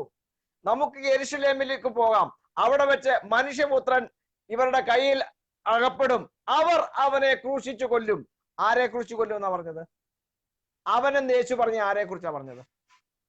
യേശുവിനെ കുറിച്ച് തന്നെ. അപ്പോൾ ഇവിടെയാണ് പ്രശ്നം. അവിടെ ഒരു പ്രശ്നമില്ല. ആ പ്രശ്നം സെബാസ്റ്റ്യനുള്ള പ്രശ്നമാണ്. അത് അല്ലല്ല അവർക്കുള്ള പ്രശ്നമല്ല. ഇവിടെയുള്ള പ്രശ്നം എന്ന് പറഞ്ഞാൽ യേശു എന്ന മനുഷ്യൻ, ആ ശരീരത്തിൽ വസിക്കുന്ന വ്യക്തിയെ കുറിച്ച് സംസാരിച്ചിരിക്കുന്ന അനേക കാര്യങ്ങളുണ്ട്. അതിനകത്ത് ഈ പറയുന്നത് യേശു പറഞ്ഞു, ഞാൻ നിങ്ങളോട് സംസാരിക്കുന്ന വചനം എന്റേതല്ല, പിതാവ് എന്നിൽ വസിച്ചുകൊണ്ട് തന്റെ പ്രവൃത്തി ചെയ്യുന്നു. ഒരു സെക്കൻഡ്. അപ്പൊ ഞാൻ ഈ കുരുവിള സാറിങ്ങനെ സംസാരിക്കുന്നപ്പോൾ നിങ്ങളുടെ ഓഡിയൻസ് ആയിട്ടുള്ള ആളുകൾ മനസ്സിലാക്കണം, ഓരോരുത്തരും എങ്ങനെയൊക്കെയാണ് ഇതിനെ കാണുന്നതെന്ന്. അപ്പം ഇപ്പം പെന്തക്കോസ്തിൽ നിന്ന് വേറെ 10 പേര് ഇവിടെ വന്നിരിക്കുകയാണെങ്കിൽ നിങ്ങൾക്ക് വേറെ 10 ഉപദേശം വേണ്ട. യേശു പറഞ്ഞ അവൻ എന്ന് പറഞ്ഞിരിക്കുന്നത് ആരെ കുറിച്ചാ പറഞ്ഞത്? യേശുവാണ് പറഞ്ഞത്. അവൻ എന്ന ആരെ കുറിച്ചാ പറഞ്ഞത്? യേശുവിനെ കുറിച്ച് തന്നെ പറഞ്ഞു. No doubt in. യേശു എന്ന ഈ മനുഷ്യനെ കുറിച്ചാണോ പറഞ്ഞത്, അതോ തന്നിൽ വാസം ചെയ്യുന്ന മറ്റെന്തിനെ കുറിച്ചാണോ പറഞ്ഞത്? അവിടെയാണ് പ്രശ്നം. എന്ന് പറഞ്ഞു കഴിഞ്ഞാൽ വരുവിൻ, നമുക്ക് യെരുശലേമിലേക്ക് അവിടെ വെച്ച് മനുഷ്യപുത്രൻ യഹൂദന്മാരുടെ കയ്യിൽ അകപ്പെടും, അവർ അവനെ ക്രൂശിച്ചു കൊല്ലും എന്നൊക്കെ പറഞ്ഞപ്പോൾ അവനെന്ന് പറയണം? നമുക്ക് ഇവിടെ അവിടെ വെച്ച് എന്നെ ചെയ്യുമെന്ന് എന്തുകൊണ്ട് പറഞ്ഞില്ല? അങ്ങനെയാണെങ്കിൽ സാറ് ഈ അപ്പോൾ അവിടെയാണ് വിഷയം. അതായത് സങ്കീർത്തനങ്ങൾ 40 വായിക്കണം. നീ എനിക്കൊരു ശരീരം ഒരുക്കിയിരിക്കുന്നു, ഇതാ ഞാൻ നിന്റെ ഇഷ്ടം ചെയ്യുവാൻ വരുന്നു. അതുപോലെ തന്നെ യെശയ്യാ പ്രവാചകന്റെ എബ്രായ ലേഖനം 10-ാം അധ്യായം എബ്രായ ലേഖനം 10-ാം അധ്യായം 5-ാം വാക്യത്തിൽ നീ എനിക്കൊരു ശരീരം ഒരുക്കിയിരിക്കുന്നു, പുസ്തക ചുരുളുകളിൽ എന്നെ കുറിച്ച് എഴുതിയിരിക്കുന്നു, ഇതാ ഞാൻ നിന്റെ ഇഷ്ടം ചെയ്യുവാൻ വരുന്നു. അപ്പോൾ യേശു എന്ന ഈ മറിയയുടെ മകനിൽ വസിക്കുവാനായി ദൈവം നിയോഗിച്ചയച്ച ഞാൻ എന്നവനെ കുറിച്ചാണ് യേശു പറഞ്ഞത്, അബ്രഹാമിന് മുമ്പേ ഞാനുണ്ടെന്ന്. അപ്പോ മറിയത്തിൽ നിന്ന് ജനിച്ച യേശു എന്ന മനുഷ്യനിൽ ഒരു ഏൻഷ്യന്റ് സ്ട്രേഞ്ച് സ്പിരിറ്റ് വന്ന് വസിച്ചു എന്നാണ് സാറിന്റെ വിശ്വാസം. ദൈവത്തിന്റെ വചനം. അപ്പൊ അതൊരു പേഴ്സൺ ആണോ? ദൈവത്തിന്റെ വചനം പേഴ്സൺ അല്ല. ദൈവത്തിന്റെ വചനം ആത്മാവാണ്. പിന്നെ ആ പേഴ്സൺ സംസാരിച്ചെന്ന് പറഞ്ഞു, വചനം സംസാരിച്ചെന്ന് പറഞ്ഞു. അവൻ എന്നുള്ള വിശേഷണം മാത്രമേ ഉള്ളൂ. വ്യക്തിയല്ല. അപ്പൊ ആ സമയത്ത് സംസാരിച്ച മറിയത്തിന്റെ പുത്രനായ യേശു അല്ല, ഈ വന്ന സ്ട്രേഞ്ച് സ്പിരിറ്റ് ആണ്. അങ്ങനെയാണോ വിശ്വാസം? യേശു പറഞ്ഞല്ലോ, ഞാൻ നിങ്ങളോട് സംസാരിക്കുന്ന വചനം എന്റേതല്ല, പിതാവ് എന്നിൽ വസിച്ചുകൊണ്ട് തന്റെ പ്രവൃത്തി ചെയ്യുന്നു എന്ന്. മനസ്സിലായില്ലേ? തീരെ മനസ്സിലായില്ല. ഞാൻ ചോദിച്ച മനസ്സിലായില്ല. യേശു പറഞ്ഞു, ഞാൻ നിങ്ങളോട് സംസാരിക്കുന്നു, ഞാൻ സ്വയമായി സംസാരിക്കുന്നില്ല. ഇല്ലെന്ന് ഞാൻ ചോദിച്ചത്. അബ്രഹാമിന് മുമ്പ് ഉണ്ടായിരുന്നു എന്ന് പറഞ്ഞല്ലോ. അത് യേശുക്രിസ്തു എന്ന ഈ മനുഷ്യനെ കുറിച്ചല്ല പറഞ്ഞത്. പിന്നെ ആരെ കുറിച്ചാ പറഞ്ഞേ? അത് പറഞ്ഞിരിക്കുന്നത് വചനത്തെ കുറിച്ചാണ് പറഞ്ഞത്. ഓക്കെ. അപ്പൊ വചനം എന്ന് പറഞ്ഞാൽ ഒരു പേഴ്സൺ ആണ്, അബ്രഹാമിന് മുമ്പ് ഉണ്ടായിരുന്നു. വചനം ഒരു പേഴ്സൺ അല്ല, വചനം ആത്മാവാണ്.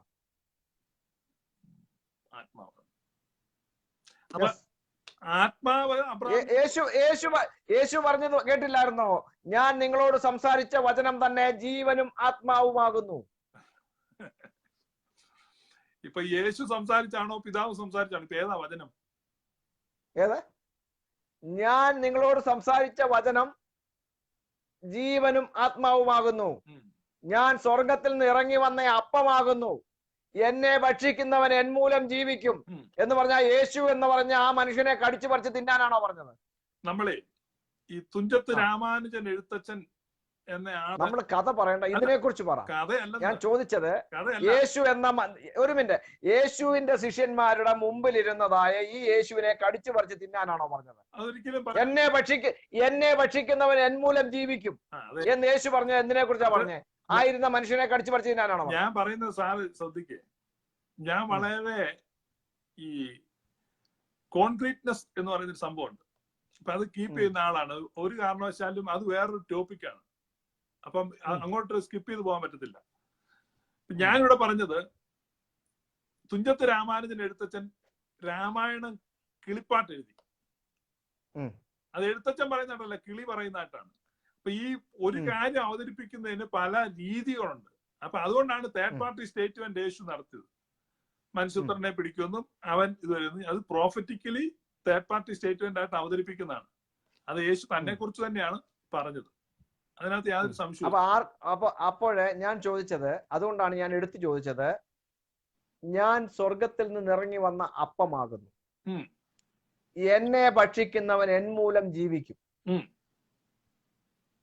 ഇതിന്റെ അർത്ഥം എന്താണ്? അത് ഞാൻ പറഞ്ഞല്ലോ, അതൊരു വേറൊരു ടോപ്പിക്കാണ്. ഇപ്പം അതിന്റെ അർത്ഥം പറയേണ്ട ആവശ്യമുണ്ട്. അപ്പൊ ഈ വേറൊരു ടോപ്പിക് അല്ല, യേശു ക്രിസ്തു പറഞ്ഞ കാര്യമാണ്. അബ്രഹാമിന് മുമ്പേ ഞാനുണ്ട് എന്ന് പറഞ്ഞ ആ യേശു പറഞ്ഞ കാര്യമാണ്. ഞാൻ സ്വർഗത്തിൽ നിന്ന് ഇറങ്ങി വന്ന അപ്പമാണ്, എന്നെ ഭക്ഷിക്കുന്നവൻ എന്മൂലം ജീവിക്കും. അവിടെയും ഞാൻ എന്ന് തന്നെ ഉപയോഗിച്ചിരിക്കുന്നത്. അബ്രഹാമിന് മുമ്പേ ഞാനുണ്ട് എന്ന് പറഞ്ഞ അതേ പ്രയോഗം തന്നെയാണ് ഇവിടെ പറയുന്നത്. ഞാൻ സ്വർഗത്തിൽ നിന്ന് ഇറങ്ങി വന്ന അപ്പമാണ്, എന്നെ ഭക്ഷിക്കുന്നവൻ എന്മൂലം ജീവിക്കും. അപ്പം സ്വർഗത്തിൽ നിന്ന് ഇറങ്ങി വന്നതാണോ യേശു? അത് തന്നെ ഞാൻ ഇത്തിരി മുമ്പേ പറഞ്ഞത്. യേശു എന്നത് മറിയയുടെ മകനായി ജനിച്ച മനുഷ്യനാണ്. അത് ഞാൻ ചോദിക്കുന്നത്, അപ്പൊ സ്വർഗത്തിൽ നിന്ന് ഇറങ്ങി വന്നു എന്ന് പറയുന്നത് നുണയല്ലേ? ആരെ? യേശു നുണ പറഞ്ഞതല്ലേ സാർ പറയുന്നത്? യേശു അല്ല സ്വർഗത്തിൽ നിന്ന് ഇറങ്ങി വന്നത്. പിന്നെ ആരാ? യേശുവിൽ വാസം ചെയ്ത വചനം.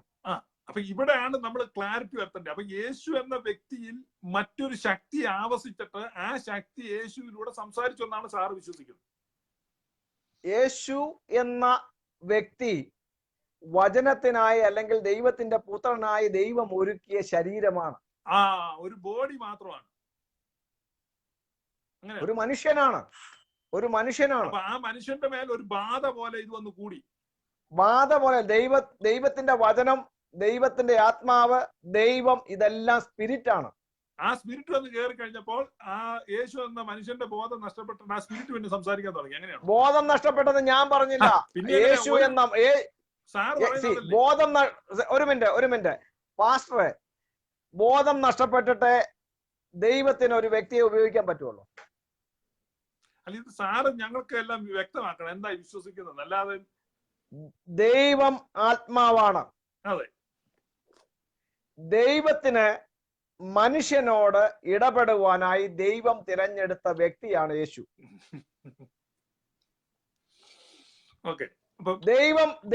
ദൈവം പണ്ട് ഭാഗമായും വിവിധമായും പ്രവാചകന്മാർ മുഖാന്തരം അരുളി ചെയ്തിട്ട് ഈ അന്ത്യകാലത്ത് പുത്രൻ മുഖാന്തരം അരുളി ചെയ്തിരിക്കുന്നു. യേശു എന്ന വ്യക്തിയെ ദൈവം തന്റെ പുത്രനാക്കിയതാണ്. ഇനി മനസ്സിലായില്ലെങ്കിൽ റോമാലേഖനം 1-ാം അധ്യായം 5-ാം വാക്യം വായിക്കണം. ദാവീദിന്റെ സന്തതിയിൽ നിന്ന് ജനിക്കുകയും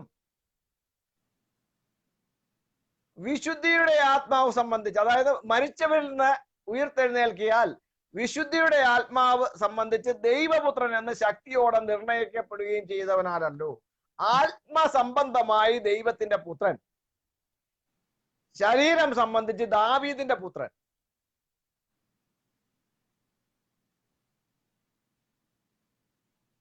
അപ്പോൾ അബ്രഹാമിന് മുൻപേ ഞാനുണ്ട് എന്ന് പറഞ്ഞ അതേ പ്രയോഗം തന്നെയാണ് ഇവിടെ പറഞ്ഞിരിക്കുന്നത്. ഞാൻ സ്വർഗത്തിൽ നിന്ന് ഇറങ്ങി വന്ന അപ്പമാകുന്നു, എന്നെ ഭക്ഷിക്കുന്നവൻ എന്മൂലം ജീവിക്കും. ഇപ്പം പാസ്റ്റർ ഒരു മിനിറ്റ്, പാസ്റ്റർ നിങ്ങൾ അവകാശപ്പെടുന്ന അനുസരിച്ച് ഈ യേശു ക്രിസ്തു അബ്രഹാമിന് മുമ്പേ ഉണ്ടെന്ന് നിങ്ങൾ പറയുമ്പോൾ അതിനർത്ഥം അതേ അർത്ഥത്തിൽ തന്നെ ഇവിടെ നിങ്ങൾക്ക് ഈ യേശു ക്രിസ്തു എന്ന് പറഞ്ഞ ഈ മുമ്പിലിരിക്കുന്ന ഈ മനുഷ്യനെ നിങ്ങൾ കടിച്ചു പറിച്ച് തിന്നേണ്ടി വരും. ഓക്കെ, അപ്പം എനിക്കൊന്നും പ്രശ്നമൊന്നുമല്ല. സാറിന് ആശയങ്ങൾ പറയാനുള്ള സാവകാശമാണ് തരുന്നത്. അപ്പൊ ഞാൻ ഇച്ചിരി കൂടെ വ്യക്തമായിട്ട് നമ്മുടെ കേൾവിക്കാർക്ക് മനസ്സിലാകാനും സാറിന് അവതരിപ്പിക്കാനായിട്ട് ഞാൻ ഇങ്ങനെ ഒന്ന് ചുരുക്കാം. ഇപ്പം അത് ശരിയാണോ എന്ന് പറയണം ഈ ധാരണ. അതായത് യേശുക്രിസ്തു എന്നതിന്റെ ഹാർഡ്വെയർ മാനുഷികവും അതിന്റെ സോഫ്റ്റ്വെയർ ദൈവികവും, അങ്ങനെയാണോ? യേശു എന്ന ഈ മനുഷ്യരുടെ മുമ്പാകെ ഇരുന്ന് സംസാരിച്ച മനുഷ്യൻ എന്റെ ഹാർഡ്വെയർ മാനുഷികവും സോഫ്റ്റ്വെയർ ദൈവികവും, അങ്ങനെയാണോ? ദൈവം അതായത് 40-ാം സങ്കീർത്തനം വായിച്ചെങ്കിൽ അത് മനസ്സിലാവും. അപ്പോൾ ഞാൻ പറഞ്ഞല്ലോ, നീ എനിക്കായി ഒരു ശരീരം ഒരുക്കിയിരിക്കുന്നു, ഇതാ ഞാൻ നിന്റെ ഇഷ്ടം ചെയ്യുവാൻ വരുന്നു എന്ന് പറഞ്ഞത് ആരാണ്? ഞാൻ ചോദിച്ച ചോദ്യത്തിന് സാർ ഉത്തരം പറ. ഭയങ്കര വിഷയങ്ങൾ ആരുടെ എഴുതുന്നുണ്ട്, കണ്ണാടി ഒക്കെ വായിക്കാൻ പറ്റത്തില്ല. അവിടെ ആൾക്കാർ പലതും എഴുതുന്നുണ്ട്. അപ്പോൾ യേശു പാസ്റ്റർ സതീഷ് പരിമല, അപ്പോൾ യേശു വരുന്നതിന് മുമ്പ്, പാസ്റ്റർ എന്ന് വിളിച്ച് ക്ഷമിക്കണം, അപ്പോൾ യേശു വരുന്നതിന് മുമ്പ് ഇടപെട്ടതുപോലെ മനുഷ്യനോട് അങ്ങ് ഇടപെട്ടാൽ പോരായിരുന്നോ? ദൈവത്തിന് എന്തിനാ ഒരു ശരീരം മൂലം ഇടപെടുന്നത്? അപ്പൊ സതീഷ് പരിമല സാറിനോടാ ചോദിച്ചിരിക്കുന്നത്. ഓക്കെ, അപ്പൊ ഞാന് ദൈവത്തെ ചോദ്യം ചെയ്യാനാണോ ഇരിക്കുന്നത്? അല്ല, അല്ലല്ല, അത് പോരായിരുന്നോ എന്നുള്ളത് സതീഷ് പരിമല പോയിട്ട് ദൈവത്തോട് ചോദിച്ചാൽ മതി. ദൈവത്തെ ചോദ്യം ചെയ്യാൻ കുരുവിള കുളഞ്ഞിക്കൊമ്പിൽ ഇരിക്കുന്നില്ല. ഞാൻ ദൈവം പറയുന്നത് കേൾക്കുകയും വചനത്തിലുള്ളത് കേൾക്കുകയും ചെയ്യാനാണ് ശ്രമിക്കുന്നത്.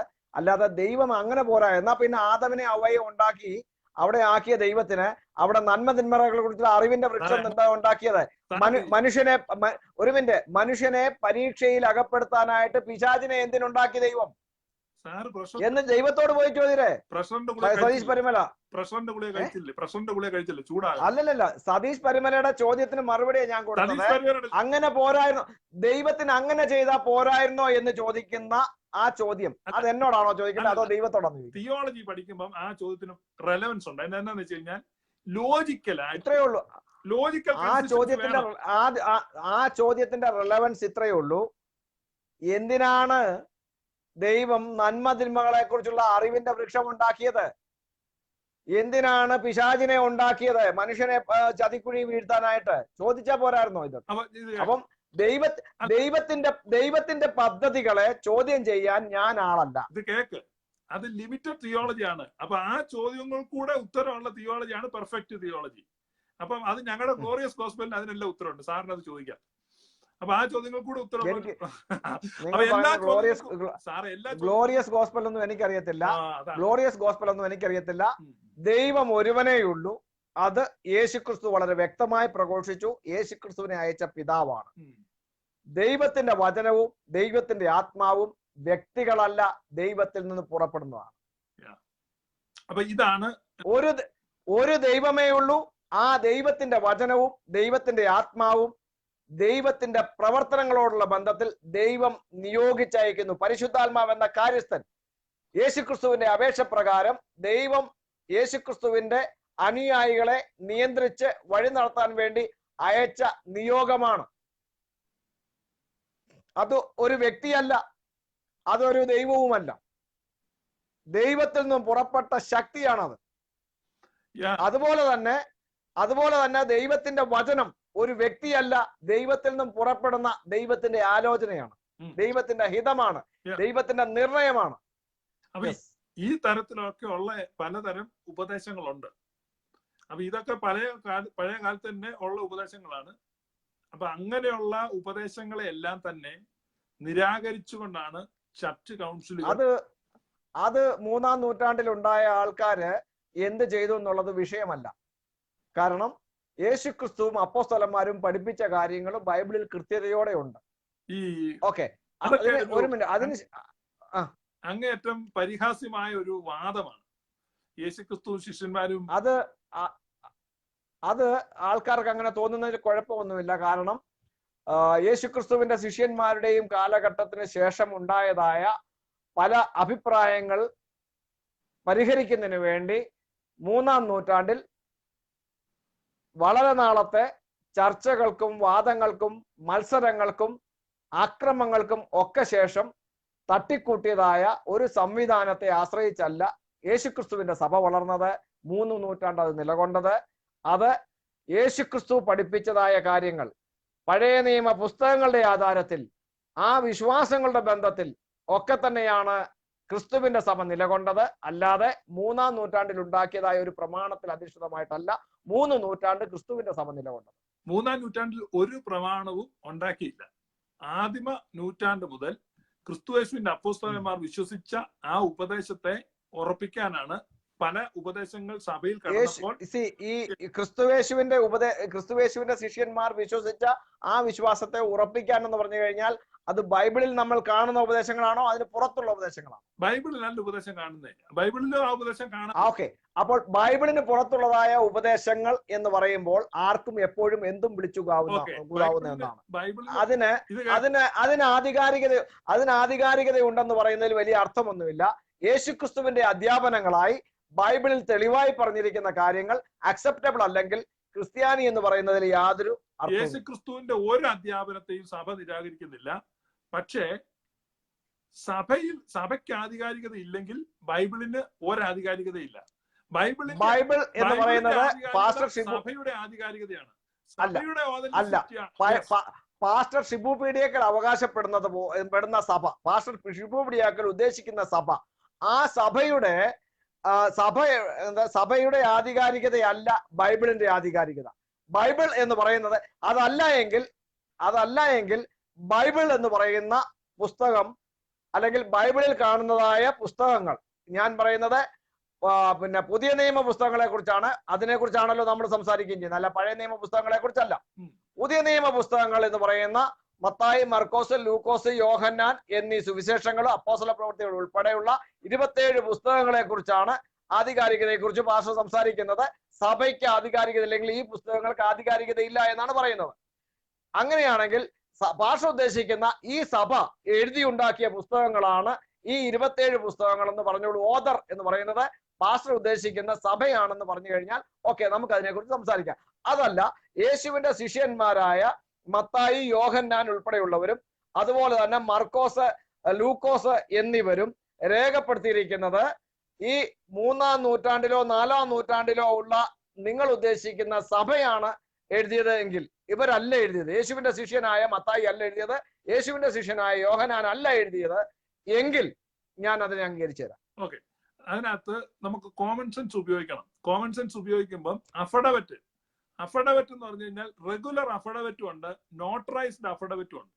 അപ്പൊ നമ്മളൊരു അഫഡവറ്റ് ഉണ്ടാക്കിയിട്ട് അത് നോട്ടറൈസ് ചെയ്യുമ്പോഴാണ് അത് ഓതന്റിക് എംബസി കൊണ്ട് കൊടുക്കാൻ പറ്റത്തുള്ളൂ. അപ്പൊ ആ നോട്ടറി ആണോ അത് എഴുതിയെന്ന് ചോദിച്ചാൽ അല്ല, പക്ഷെ ആ നോട്ടറി സ്റ്റാമ്പ് ആണ് അതിന് ഓതന്റിസിറ്റി കൊണ്ടുവരുന്നത്. അപ്പം ഈ കാര്യത്തിൽ സോളാ സ്ക്രിപ്ചറ എന്ന വിഷയം വളരെ ആധികാരികമായിട്ട് സംസാരിക്കാൻ കഴിയുന്ന, അത് സ്ട്രോങ് ആയിട്ട് വിശ്വസിക്കുന്ന ബ്രദറൻകാരാണ്. അപ്പം ബ്രദറിലെ വക്താവുമായിട്ട് ഈ വ്യാഴാഴ്ച, അതായത് മറ്റന്നാള് തേഴ്സ്ഡേ വൈകിട്ട് 8 മണിക്ക് ഈ ഫേസ്ബുക്കിൽ എന്റെ ടൈം ലൈനിൽ ഞാൻ ഡിബേറ്റ് ചെയ്യുന്നുണ്ട്. അത് ഓപ്പൺ തോമസിന്റെ കാര്യം പറയുന്നത്. അദ്ദേഹം CVN കളരിയിൽ പോയിരിക്കുകയാണ്. കുഴമ്പിട്ട് തിരുമി റെഡിയായി വരും വ്യാഴാഴ്ച.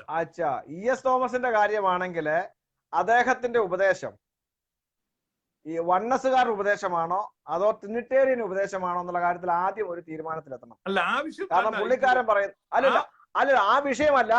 താങ്കൾ ഇപ്പൊ പറയുന്ന ഈ ബ്രദറൻ സോളാ സ്ക്രിപ്റ്റയുടെ ആധികാരികതയിൽ സംസാരിക്കുന്നത് ബ്രദറുകാരാണെന്നും അതിന്റെ ഔദ്യോഗിക വക്താവാണെന്നും പറയുന്ന ഈ ചങ്ങാതി യേശുക്രിസ്തുവാണ് ഒരേ ഒരു ദൈവം എന്ന് പറയുന്ന ആളാണ്.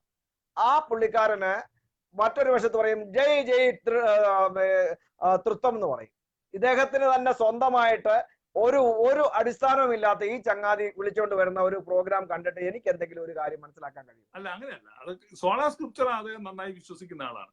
സോളാ സ്ക്രിപ്ചർ അദ്ദേഹം എന്ത് വിശ്വസിച്ചാലും അദ്ദേഹത്തിന്റെ അടിസ്ഥാനപരമായ വിശ്വാസം ഏതാണെന്ന് അറിയത്തില്ലോ. യേശുക്രിസ്തുവാണ് ഒരേ ഒരു ദൈവം എന്ന് പറയും ഒരു വായിക്കൂടെ, മറുവശത്തൂടെ പറയും ജയ് ജയ് ട്രിനിറ്റി എന്ന് പറയും. എന്റെ സ്ക്രീൻഷോട്ട് ഇരിപ്പുണ്ട് പുള്ളിയുടെ. അതൊക്കെ അപ്പം അടിസ്ഥാനപരമായിട്ട് തനിക്ക് എന്താണ് അടിസ്ഥാനപരമായ വിശ്വാസം എന്ന് പോലും വ്യക്തമായിട്ട് പറഞ്ഞു ഫലിപ്പിക്കാൻ പറ്റാത്ത ഒരാളെ എന്തോ സ്മോളാ സ്ട്രിക്റ്റാ പറയാനാ, അത് വെറുതെയാ. അത് പോട്ടെ, നിങ്ങൾ തമ്മിൽ എനിക്ക് പേഴ്സണൽ ഒന്നുമില്ല. പുള്ളിക്കാരൻ പറഞ്ഞ കമന്റുകളിലെ വൈരുദ്ധ്യത ഒരൊറ്റ സ്ക്രീൻഷോട്ട് തന്നെ എന്റെ കിടപ്പുണ്ട്. അത് സാർ അത് ചൂണ്ടിക്കാണിക്കുക. ഇപ്പം ഈ പറഞ്ഞത് നമ്മൾ പറഞ്ഞുകൊണ്ടിരുന്നത് ഈ മലയാളി പെന്തക്കോസ്ത് ലോകത്തിൽ ഈ എന്നോട് ആളുകൾ പിണങ്ങുന്നുണ്ട്. ഇപ്പൊ പ്രത്യേകിച്ച് ചെയിൻ പ്രയർ ഒക്കെ വെച്ച് എന്നെ ശാസിക്കുന്നൊക്കെ ഉണ്ട്. അവരെല്ലാം നിങ്ങളെ മനസ്സിലാക്കണം. അതിനകത്ത് പങ്കെടുത്ത ഒരാൾ കുറ്റബോധം കാരണം എന്നെ വിളിച്ച് നേരെ കൺഫ്യൂസ് ചെയ്തു. അപ്പൊ ഇവര് പൈശാചികമായിട്ടുള്ള, കാരണം ഒരാളെ തകർക്കാനൊക്കെ ശാസിക്കുമ്പം അതൊന്നും ദൈവികമല്ല, ഹോളി സ്പിരിറ്റോ ദൈവമൊന്നുമല്ല. അപ്പൊ ഈ പറഞ്ഞത് മലയാളി ഈ പെന്തക്കോസ്തൽ എന്ന് പറഞ്ഞാൽ തന്നെ അതൊരു എക്സ്പീരിയൻസ് എന്നുള്ളതേ ഉള്ളൂ. അത് ആർക്കും പെന്തക്കോസ് ആണ് എന്ന് പറഞ്ഞാൽ കരിസ്മാറ്റിക് പെന്തക്കോസ് എന്ന് പറഞ്ഞാൽ സെയിം ആണ്. കരിസ്മാറ്റിക് എന്ന് പറഞ്ഞാലും പെന്തക്കോസ് എന്ന് പറഞ്ഞാൽ അതൊരു സെയിം ആണ്. അത് it is just an experience. പക്ഷേ ഒരു സഭയ്ക്ക് ഉപദേശം ഉണ്ടായിരിക്കണം. ഉപദേശത്തിന്റെ മേൽ മാത്രമാണ് സഭ പണിയുന്നത്. വൈകാരികതയുടെ മേലോ അനുഭൂതികളുടെ മേലോ സഭ പണിയത്തില്ല. അതുകൊണ്ടാണ് കർത്താവ് പറഞ്ഞ മണലിന്മേ വീട് പണിയരുത്, ആഴ കുഴിച്ച് പാറമേൽ അടിസ്ഥാനം ഇട്ട് വേണം വീട് പണിയാൻ. പാറ എന്നത് ഉപദേശമാണ്. അപ്പൊ ഒരു ഉപദേശ സംഹിതയിൽ വേണം വീട് പണിയാൻ. അതുകൊണ്ട് നിങ്ങൾ എന്നോട് ചൂടാകുന്നതിന് മുമ്പ് നിങ്ങൾക്ക് ഉപദേശമുണ്ടോ എന്ന് നിങ്ങളുടെ സഭയുടെ നേതാക്കന്മാരോടും പാസ്റ്റർമാരോടും ചോദിക്കുക. ഉപദേശം ഇല്ലെങ്കിൽ അവിടെ നിന്ന് ഇറങ്ങിപ്പോ. That is just a club. അത് തന്നെ. അടുത്തത്, സത്യ നമസ്കാരികൾ പിതാവിനെ ആത്മാവിൽ സത്യത്തിൽ നമസ്കരിക്കണമെന്നാണ് യേശു പറഞ്ഞത്. കഴിഞ്ഞ ഞായറാഴ്ച നിങ്ങളുടെ സഭയിൽ പിതാവിനെ ആരാധിച്ചോ ഇല്ലയോ എന്നുള്ളത് സ്വയം ചിന്തിക്കുക. ഇല്ലെങ്കിൽ നിങ്ങൾ മനസ്സിലാക്കുക അത് സത്യസഭയല്ല. അപ്പൊ ഇത്രയും എനിക്ക് പറയാനുള്ളൂ. പിന്നെ 150 ട്രിനിറ്റേറിയൻ പാട്ടുണ്ടെന്ന് നമ്മുടെ ഫേസ്ബുക്കിൽ ലൈവ് ഒക്കെ ചെയ്യുന്ന അനിൽ എന്ന് പറഞ്ഞ ആള് പറഞ്ഞിട്ടുണ്ട്, അവകാശപ്പെട്ടിട്ടുണ്ട്. അപ്പം ട്രിനിറ്റേറിയൻ പാട്ടുകൾ ഉണ്ടെന്നാ പറഞ്ഞത് 150. അതാണ്. അപ്പൊ അദ്ദേഹം അവകാശപ്പെട്ടിരിക്കുന്നത് 150 പാട്ടുണ്ടെന്നാണ്. 150 പാട്ട്. അപ്പൊ ഞാൻ പറഞ്ഞിരിക്കുന്ന 15 പാട്ട് കാണിച്ചാൽ ഞാൻ ഈ വിമർശന ലൈവുകൾ നിർത്തും. എന്ന് പറഞ്ഞാൽ ഈ ടോപ്പിക്ക് നിർത്തും, പിന്നെ മിണ്ടത്തേ. 15 പാട്ട് കാണിച്ചാണ് പെന്തക്കോസ്തുകാരെഴുതിയ തൃത്വസ്തുതിയുള്ള 15 പാട്ട് സിയോൻ ഗീതാവലിയിൽ നിന്ന് കാണിച്ചാൽ നിർത്തി. 150 കാണിച്ച് വിഷമിക്കണ്ട. വെറും 15 പാട്ട് സാധനമില്ല. അല്ലാതെ സിയോൻ ഗീതാവലിൽ നിന്ന് തന്നെ കാണിക്കണോ അതോ പൊതുവെ പെന്തക്കോസ്തുകാർ പാടുന്ന മറ്റു പാട്ട് പുസ്തകങ്ങളിൽ നിന്ന് കാണിക്കണോ? സിയോൻ ഗീതാവലിൽ നിന്ന് കാണിക്കാതെ പിന്നെ യാക്കോബക്കാരുടെ ആണ്ട് തക്സായി നിന്ന് കാണിക്കും. ഏതാണ് ആണ്ട് തക്സായ ഉണ്ട് യാക്കോബക്കാരുടെ. അല്ല, സിയോൻ ഗീതാവലി എന്ന് പറഞ്ഞു കഴിഞ്ഞാൽ പല നടക്കുന്ന സിയോൻ ഗീതാവലി ഉണ്ട്. ഏത് സിയോൻ ഗീതാവലി കാണിച്ചാലും മതി. അല്ല, പിന്നെ വേറെ പല പേരുകളിലും പെന്തക്കോസ്തുകാർ ഇറക്കുന്ന ഏതായാലും മതി. പെന്തക്കോസ്തുകാർ ഇറക്കിയ പുസ്തകം, പെന്തക്കോസ്തുകാർ എഴുതിയ പാട്ടായിരിക്കണം. അത് ഏത് പുസ്തകത്തിൽ നിന്ന് കാണിച്ചാലും എനിക്ക് ഒരു വിരോധവും ഇല്ല. ഇനി 2018 വരെ പ്രിന്റ് ചെയ്തായിരിക്കണം. ഇനി നാളെ പോയി പ്രിന്റ് ചെയ്ത് 10 പാട്ട് പ്രിന്റ് ചെയ്തുകൊണ്ട് വരരുത്. പെന്തക്കോസ്തിൽ ട്രിനിറ്റേറിയൻ വർഷിപ്പ് ഇല്ല. ഇതാണ് ഞാൻ പറഞ്ഞത്. അല്ല, പെന്തക്കോസ്റ്റിൽ പാസ്റ്റർ ആ വേർഡ് തെറ്റാണ്. ട്രിനിറ്റേറിയൻ വർഷിപ്പ് പെന്തക്കോസ്റ്റിൽ ഇല്ല എന്ന് പറഞ്ഞു കഴിഞ്ഞാല് ഈ ട്രിനിറ്റേറിയൻ വർഷിപ്പ് എന്നുള്ള പദം വിട്ടിട്ട് പിതാവിനും പുത്രനും പരിശുദ്ധ റൂഹായിക്കും സ്തുതി കൊടുക്കുന്ന പാട്ടുകളുണ്ടോ എന്ന് ചോദിച്ചു. അതാണ് ട്രിനിറ്റേറിയൻ വർഷിപ്പ്. അവരംഗീകരിക്കുന്നു എന്ന് അവകാശപ്പെടുന്ന ത്രിയേക ദൈവ ഉപദേശമുണ്ട്. ആ ഉപദേശത്തിന് അനുയോജ്യമായ പാട്ടാണ് ട്രിനിറ്റേറിയൻ വർഷിപ്പ് സോങ്. അത്തരം ഉണ്ടോ എന്നാണ് ചോദ്യം. അതുകൊണ്ട് ഇപ്പൊ റോബിൻ മാത്യു ആലപ്പുഴ അദ്ദേഹം പറയുന്നു 15 കാണിച്ചു തരാം.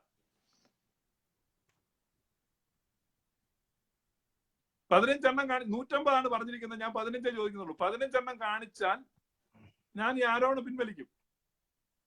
യഹോവ ദൈവമാം വിശുദ്ധ ജാതി നാം അവനവകാശമാം ജനം നാം എന്ന് പറഞ്ഞൊരു പാട്ടുണ്ട്. ആ പാട്ട് ട്രിനിറ്റേറിയൻ പാട്ടല്ല. ഗീതാവലി പാവം കുരുവളയ്ക്ക് പാടാൻ പറ്റിയ ഒരു പാട്ടേ ഉള്ളൂ. അതാണ് പാവം കുരുവള. യാഹ് നല്ല ഇടയൻ എന്നും എന്റെ പാലകൻ.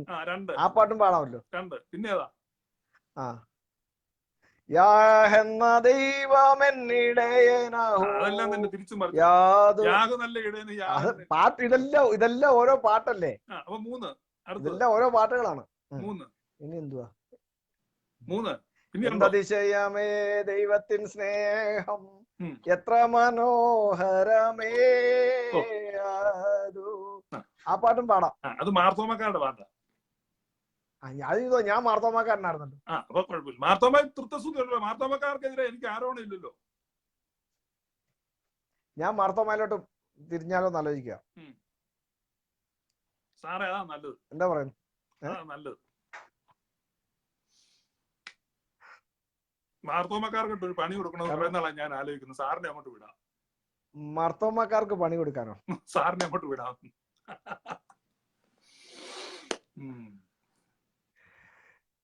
ഞാൻ എന്തായാലും പെന്തക്കോസ് അല്ലല്ലോ. നമ്മള് പെന്തക്കോസ് അല്ലെന്ന് ഞാൻ പെന്തക്കോസ് അല്ലെന്ന് പറയാൻ പറ്റില്ല. സാറ് പെന്തക്കോസ് ആണ്. ഞാൻ പറഞ്ഞ സംഘടനയുടെ കാര്യം പറഞ്ഞത്. സംഘടനയുടെ അങ്ങനെയൊന്നും ഇല്ല. അതൊന്നും ലോകത്തില്ലാത്ത സംഘടനയാണ്. സാറ് തനാനപ്പെട്ട് പെന്തക്കോസ്റ്റ് ആകും. സാറ് പെന്തക്കോസ് ആണ്. ഇനി അല്ലെങ്കിൽ അത് മാറണം. അപ്പൊ ഞാൻ മർത്തോമയില് പിന്നെ എന്റെ അപ്പനും അമ്മയൊക്കെ കൊണ്ടുപോയി എന്നെ മാമോദീസ കഴിപ്പിച്ചാന്നാ പറയുന്നത്. അതിനെ നിരാകരിച്ചല്ലേ സാറ് വേറെ സ്നാനം സ്വീകരിച്ചു. അപ്പൊ ഇപ്പൊ ഞാൻ പെന്തക്കോസിനെ നിരാകരിച്ചല്ലോ. എങ്ങനെയാ? ഞങ്ങൾ അറിഞ്ഞില്ലല്ലോ. അതിന് വേറെ സ്നാനം സ്വീകരിക്കുവോ? ഞാൻ പബ്ലിക്കായിട്ട് ഡിക്ലെയർ ചെയ്തില്ലേ? വേറെ സ്നാനമൊന്നുമില്ല.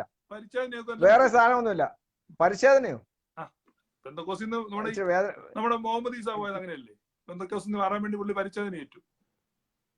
നിങ്ങൾക്ക് എന്നെ എവിടെയെങ്കിലും കൊണ്ട് കെട്ടിയേ പറ്റത്തുള്ളൂ ഇല്ലേ? അല്ല, പെന്തക്കോസ് അല്ലെന്ന് പറഞ്ഞാൽ ആസ് ലോങ് ആസ് നമ്മൾ പെന്തക്കോസിൽ തന്നെയാ സാറേ. പെന്തക്കോസിൽ പെട്ടിരിക്കുക. നമ്മുടെ സതീഷ് പരിമല അടുത്ത പാട്ട് സ്വർഗീയ പിതാവേ നിൻ തിരുവേദം സ്വർഗത്തിലെ പോലെ ഭൂമിലാക്കണേ. അപ്പം അടുത്ത പാട്ട് വന്നേ. 4-5 പാട്ടായ ഇപ്പം. മിക്കവാറും പ്രശ്നമാവും. ഒരു കിട്ടിക്കഴിഞ്ഞു. നമ്മൾ അതൊക്കെ ശരിയാക്കിക്കോളും. ഞങ്ങൾ അത്യാവശ്യം വേണ്ടുന്ന മാറ്റങ്ങളൊക്കെ വരുത്തും. ഇതിനു മുമ്പ് ഞാൻ ഒരു പാട്ട് പറഞ്ഞില്ലായിരുന്നോ? അതിനകത്ത് ഞങ്ങൾ ചെറിയ പരിവർത്തനങ്ങളൊക്കെ വരുത്തി ഞങ്ങൾക്ക് പാട്ടുണ്ടാക്കാമല്ലോ. പിന്നെ എന്നെ സംബന്ധിച്ച് ഇപ്പൊ പാട്ട് പാടണമെന്നൊരു വലിയ നിർബന്ധമൊന്നുമില്ല. ഞാൻ പാട്ട് പാടുന്ന ഒരാളല്ല. യാഹേ നീ എൻ ദൈവം. അതാ ആഴിയെന്നോർത്തില്ല ആഴമാരാഞ്ഞില്ല അലകൾക്കു ഞാൻ തെല്ലും ഭയപ്പെട്ടില്ല. അല്ല, വേറൊരു രസമുണ്ട്. ചില പാട്ടുകള് യഹോവയായ ദൈവത്തെ പിതാവിനെ മഹത്വപ്പെടുത്തിക്കൊണ്ട് തുടങ്ങും. പാടി വരുമ്പം ആ യഹോവയായ ദൈവവും ഈ പിതാവും യേശുക്രിസ്തു തന്നെയാണെന്ന് ഇവര് പാടുകയും ചെയ്യും. അപ്പൊ സംഭവം വരുന്നത് അവിടെയാണ് വിഷയം. അതായത് ഇവര് തുടങ്ങുന്നത് പിതാവിനെ സ്തുതിച്ചുകൊണ്ടായിരിക്കാം. പക്ഷെ ആ പിതാവ് ഈ യേശു തന്നെയാണെന്നാണ് അവർ പറഞ്ഞു കൊണ്ടുവെക്കുന്ന അവസാനം. ആ പാട്ടുകൾ ശ്രദ്ധിച്ചിട്ടുണ്ടോ? അല്ലെ, അപ്പൊ പാട്ടുകളുമായിട്ട് 15 പാട്ട് എടുത്തോണ്ട് വരുന്നതിന് മുമ്പ് അത് നോക്കണം, യോജിച്ചാണോ നോക്കണം. അല്ല, വേറൊരു കാര്യമുണ്ട്. അതിന്റെ അവസാനം വരുമ്പോ അത് യേശുക്രിസ്തുവിലാണ് വന്ന് നിൽക്കുന്നത്. പിതാവ് യേശുക്രിസ്തുവായി യഹോവ യേശുക്രിസ്തു ആണെന്ന് വന്ന് നിൽക്കുന്ന ഭാഗമുണ്ട്. അത് കട്ട് ചെയ്തിട്ട് വേണം ബാക്കി പബ്ലിഷ് ചെയ്യാവും. ആത്മശരീര മനസ്സുകളാ എന്നുടെ തിരുമുൽ കാഴ്ചകളെ താതസുതാശ്വാസപ്രദനേ അൻപോടു കൈക്കൊണ്ടിടണമേ. കണ്ടോ, പിതാവും പുത്രനും പരിശുദ്ധാത്മാവും വന്ന്. അങ്ങനെയാണ് പാട്ടുകൾ. അതാണ് ട്രിനിറ്റേറിയൻ വർഷിപ്പ്. ഇവിടെ ഈ ലൈഫ് തന്നെ എത്ര ലിമിറ്റഡ് ആണ്, നമ്മുടെ അറിവ് എത്ര ലിമിറ്റഡ് ആണ്. അപ്പൊ നമ്മൾ, എന്നെ സംബന്ധിച്ച് തിയോളജിയിൽ ഞാൻ ഒരു വ്യക്തിപരമായ ഒരു കൺക്ലൂഷനിൽ ഞാൻ എത്തത്തില്ല. ഞാൻ സാറിന്റെ രീതി ചൂസ് ചെയ്യാം. പക്ഷെ എന്നെ സംബന്ധിച്ച് ഞാൻ എപ്പോഴും അങ്ങനെയല്ല. കാരണം അതുകൊണ്ടാണ് ഞാൻ ഈ പരിശുദ്ധ പിതാക്കന്മാരും അവരുടെ ആ കൺക്ലൂഷനിലേക്കും ആ വിശ്വാസ പ്രമാണത്തിലേക്കും പോകുന്നത്.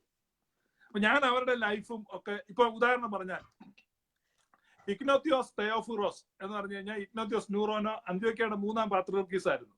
അദ്ദേഹം അപ്പോസ്തലനായ യോഹന്നാന്റെ നേർ ശിഷ്യനാണ്. യേശുക്രിസ്തു കൈകളിലെടുത്ത് അനുഗ്രഹിച്ച ശിശുക്കളിൽ ഒരാളാണ്. അദ്ദേഹം മൃഗങ്ങൾക്കെറിഞ്ഞ് കൊല്ലപ്പെടാൻ വേണ്ടി അദ്ദേഹത്തിന് കൽപ്പനയായി കൊല്ലപ്പെടാൻ വേണ്ടി റോമിലോട്ട് സഞ്ചരിക്കുമ്പോൾ റോമിലെ ചർച്ചിൽ ഇൻഫ്ലുവൻസ് ഉള്ള ആളുകളുണ്ട് സീസറിന്റെ അരമനയിൽ. അവരെ ഈ വധശിക്ഷ ഇളവ് ചെയ്യാൻ വേണ്ടി പരിശ്രമിക്കുന്നു എന്നറിഞ്ഞ് അദ്ദേഹം എഴുതിയൊരു കത്തില്, നിങ്ങൾ ഇങ്ങനെ എന്റെ വധശിക്ഷ ഇളവ് ചെയ്യാൻ പരിശ്രമിക്കുന്നതായിട്ട് ഞാൻ അറിയുന്നുണ്ട്. നിങ്ങൾ ദയവായി ആ പരിശ്രമത്തിൽ നിന്ന് പിന്മാറണം. ഞാന് ഒരു ഗോതമ്പ് മണിയായി പൊടിഞ്ഞ് എന്റെ നാഥന്റെ പക്കൽ അമരട്ടെ എന്ന് പറഞ്ഞ് തന്നെ ഗോതമ്പ് മണി അഴിഞ്ഞില്ലെങ്കിൽ ഫലം കൊടുക്കാൻ കഴിയത്തില്ലെന്ന് പറഞ്ഞ് തന്റെ വധശിക്ഷ ഇളവ് ചെയ്യാനുള്ള പരിശ്രമത്തിൽ നിന്ന് പിന്മാറണം. അപ്പോൾ ഈ പെർസിക്യൂഷൻ റിലീഫ് എന്നൊക്കെ പറഞ്ഞ് ഇന്നത്തെ പെന്റക്കോസ്റ്റൽ അണ്ടർസ്റ്റാൻഡിങ് ഓർക്കണം. കഴിഞ്ഞ ദിവസം കപ്പക്കോലിന് ഒരുത്തൻ അടിച്ചെന്ന് പറഞ്ഞ് എന്തോ ഒരു പവർ വിഷനിലൊക്കെ ലൈവ് വരികയായിരുന്നു. അപ്പൊ ഞാൻ ഈ കപ്പക്കോലിന് അടിച്ചതിന് കരയുന്ന പെന്തക്കോസ്തുകാരന്റെ ഉപദേശം സ്വീകരിക്കണോ, ഈ ഇഗ്നേഷ്യസ് തെയോഫിറോസിന്റെ ഉപദേശം സ്വീകരിക്കണോ, യോഹന്നാന്റെ നേർശിഷ്യനായിരിക്കുന്ന യേശുക്രിസ്തു കൈകളിലെടുത്ത് അനുഗ്രഹിച്ച ശിശു ആയിരിക്കുന്ന ആ ഇഗ്നേത്യസ് ന്യൂറോനോ, അങ്ങനെയുള്ള വിശുദ്ധന്മാര് എടുത്ത് അവർ ഗ്രഹിച്ച് അവർ മനസ്സിലാക്കി അവർ കൈമാറിയ ഉപദേശം ഹോൾഡ് ചെയ്യാൻ ഞാൻ തീരുമാനിച്ചിരിക്കുകയാണ്. എന്നെ സംബന്ധിച്ച് ഈ സജി സാമുവൽ എന്ന് പറഞ്ഞൊരു ആരാന്നറിയത്തില്ല ഐഡി.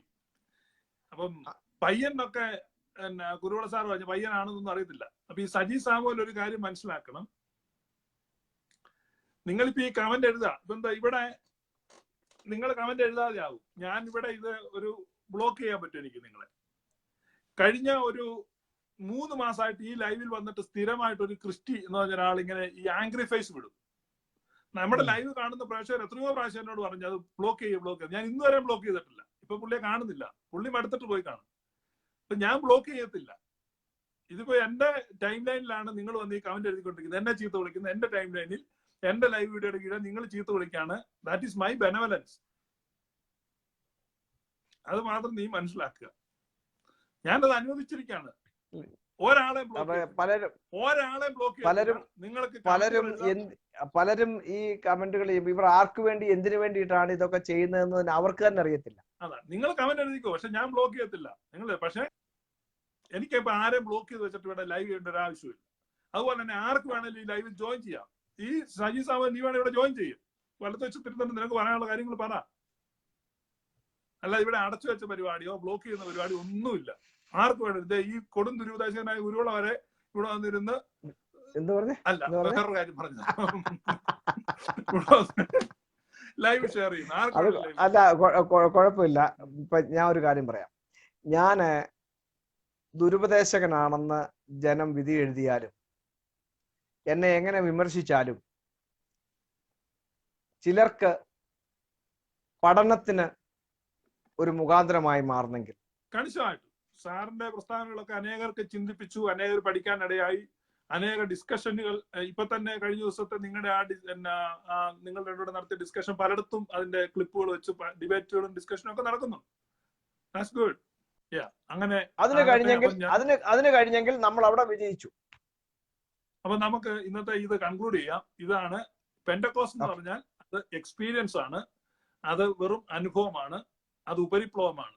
എന്നാൽ ബ്രദറൻകാര് ഉപദേശാധിഷ്ഠിതമാണ്. പെന്റക്കോസ്റ്റുകാർ പലയിടത്തും പല ഉപദേശങ്ങൾ എടുത്തിട്ടുണ്ട്. അതുകൊണ്ട് അവരുടെ ഉപദേശം എന്താണെന്ന് അവർക്ക് തന്നെ ആശയക്കുഴപ്പമാണ്. അതുകൊണ്ട് ഒരു ഐഡന്റിറ്റി ക്രൈസിസിലാണ് നിൽക്കുന്നത്. അതുകൊണ്ട് പെന്റക്കോസ്റ്റ് സഭകളിലുള്ളവർ നിങ്ങളുടെ ഉപദേശം എന്താണെന്ന് ഉറപ്പിക്കുക. നിങ്ങളുടെ ഉപദേശം എന്റെ നിരീക്ഷണത്തിൽ പെന്റക്കോസ്റ്റ് വൺനെസ് ഡോക്ട്രിനാണ് ഹോൾഡ് ചെയ്യുന്നത്. അതാണ് ഞാൻ പറഞ്ഞത്. വ്യക്തമായി പറഞ്ഞിട്ടുണ്ട് 150 പാട്ട് അവർക്ക് ട്രിനിറ്ററി വർഷിപ്പ് ഉണ്ടെന്ന്. അപ്പൊ ഞാൻ അതിൽ 15 മാത്രമേ ആവശ്യപ്പെടുന്നുള്ളൂ. അത് കൊണ്ടുവരുമെന്ന് ഇപ്പോൾ റോബിൻ മാത്യു പറഞ്ഞിട്ടുണ്ട്. ആ 15 പാട്ടുകളുമായിട്ട് അവർ വരുന്നതിന് വെയിറ്റ് ചെയ്തുകൊണ്ട് ഞാൻ ഇന്നത്തെ ഈ വിഷയം അവസാനിപ്പിക്കുകയാണ്. So thank you for watching. May God bless you all. Thank you.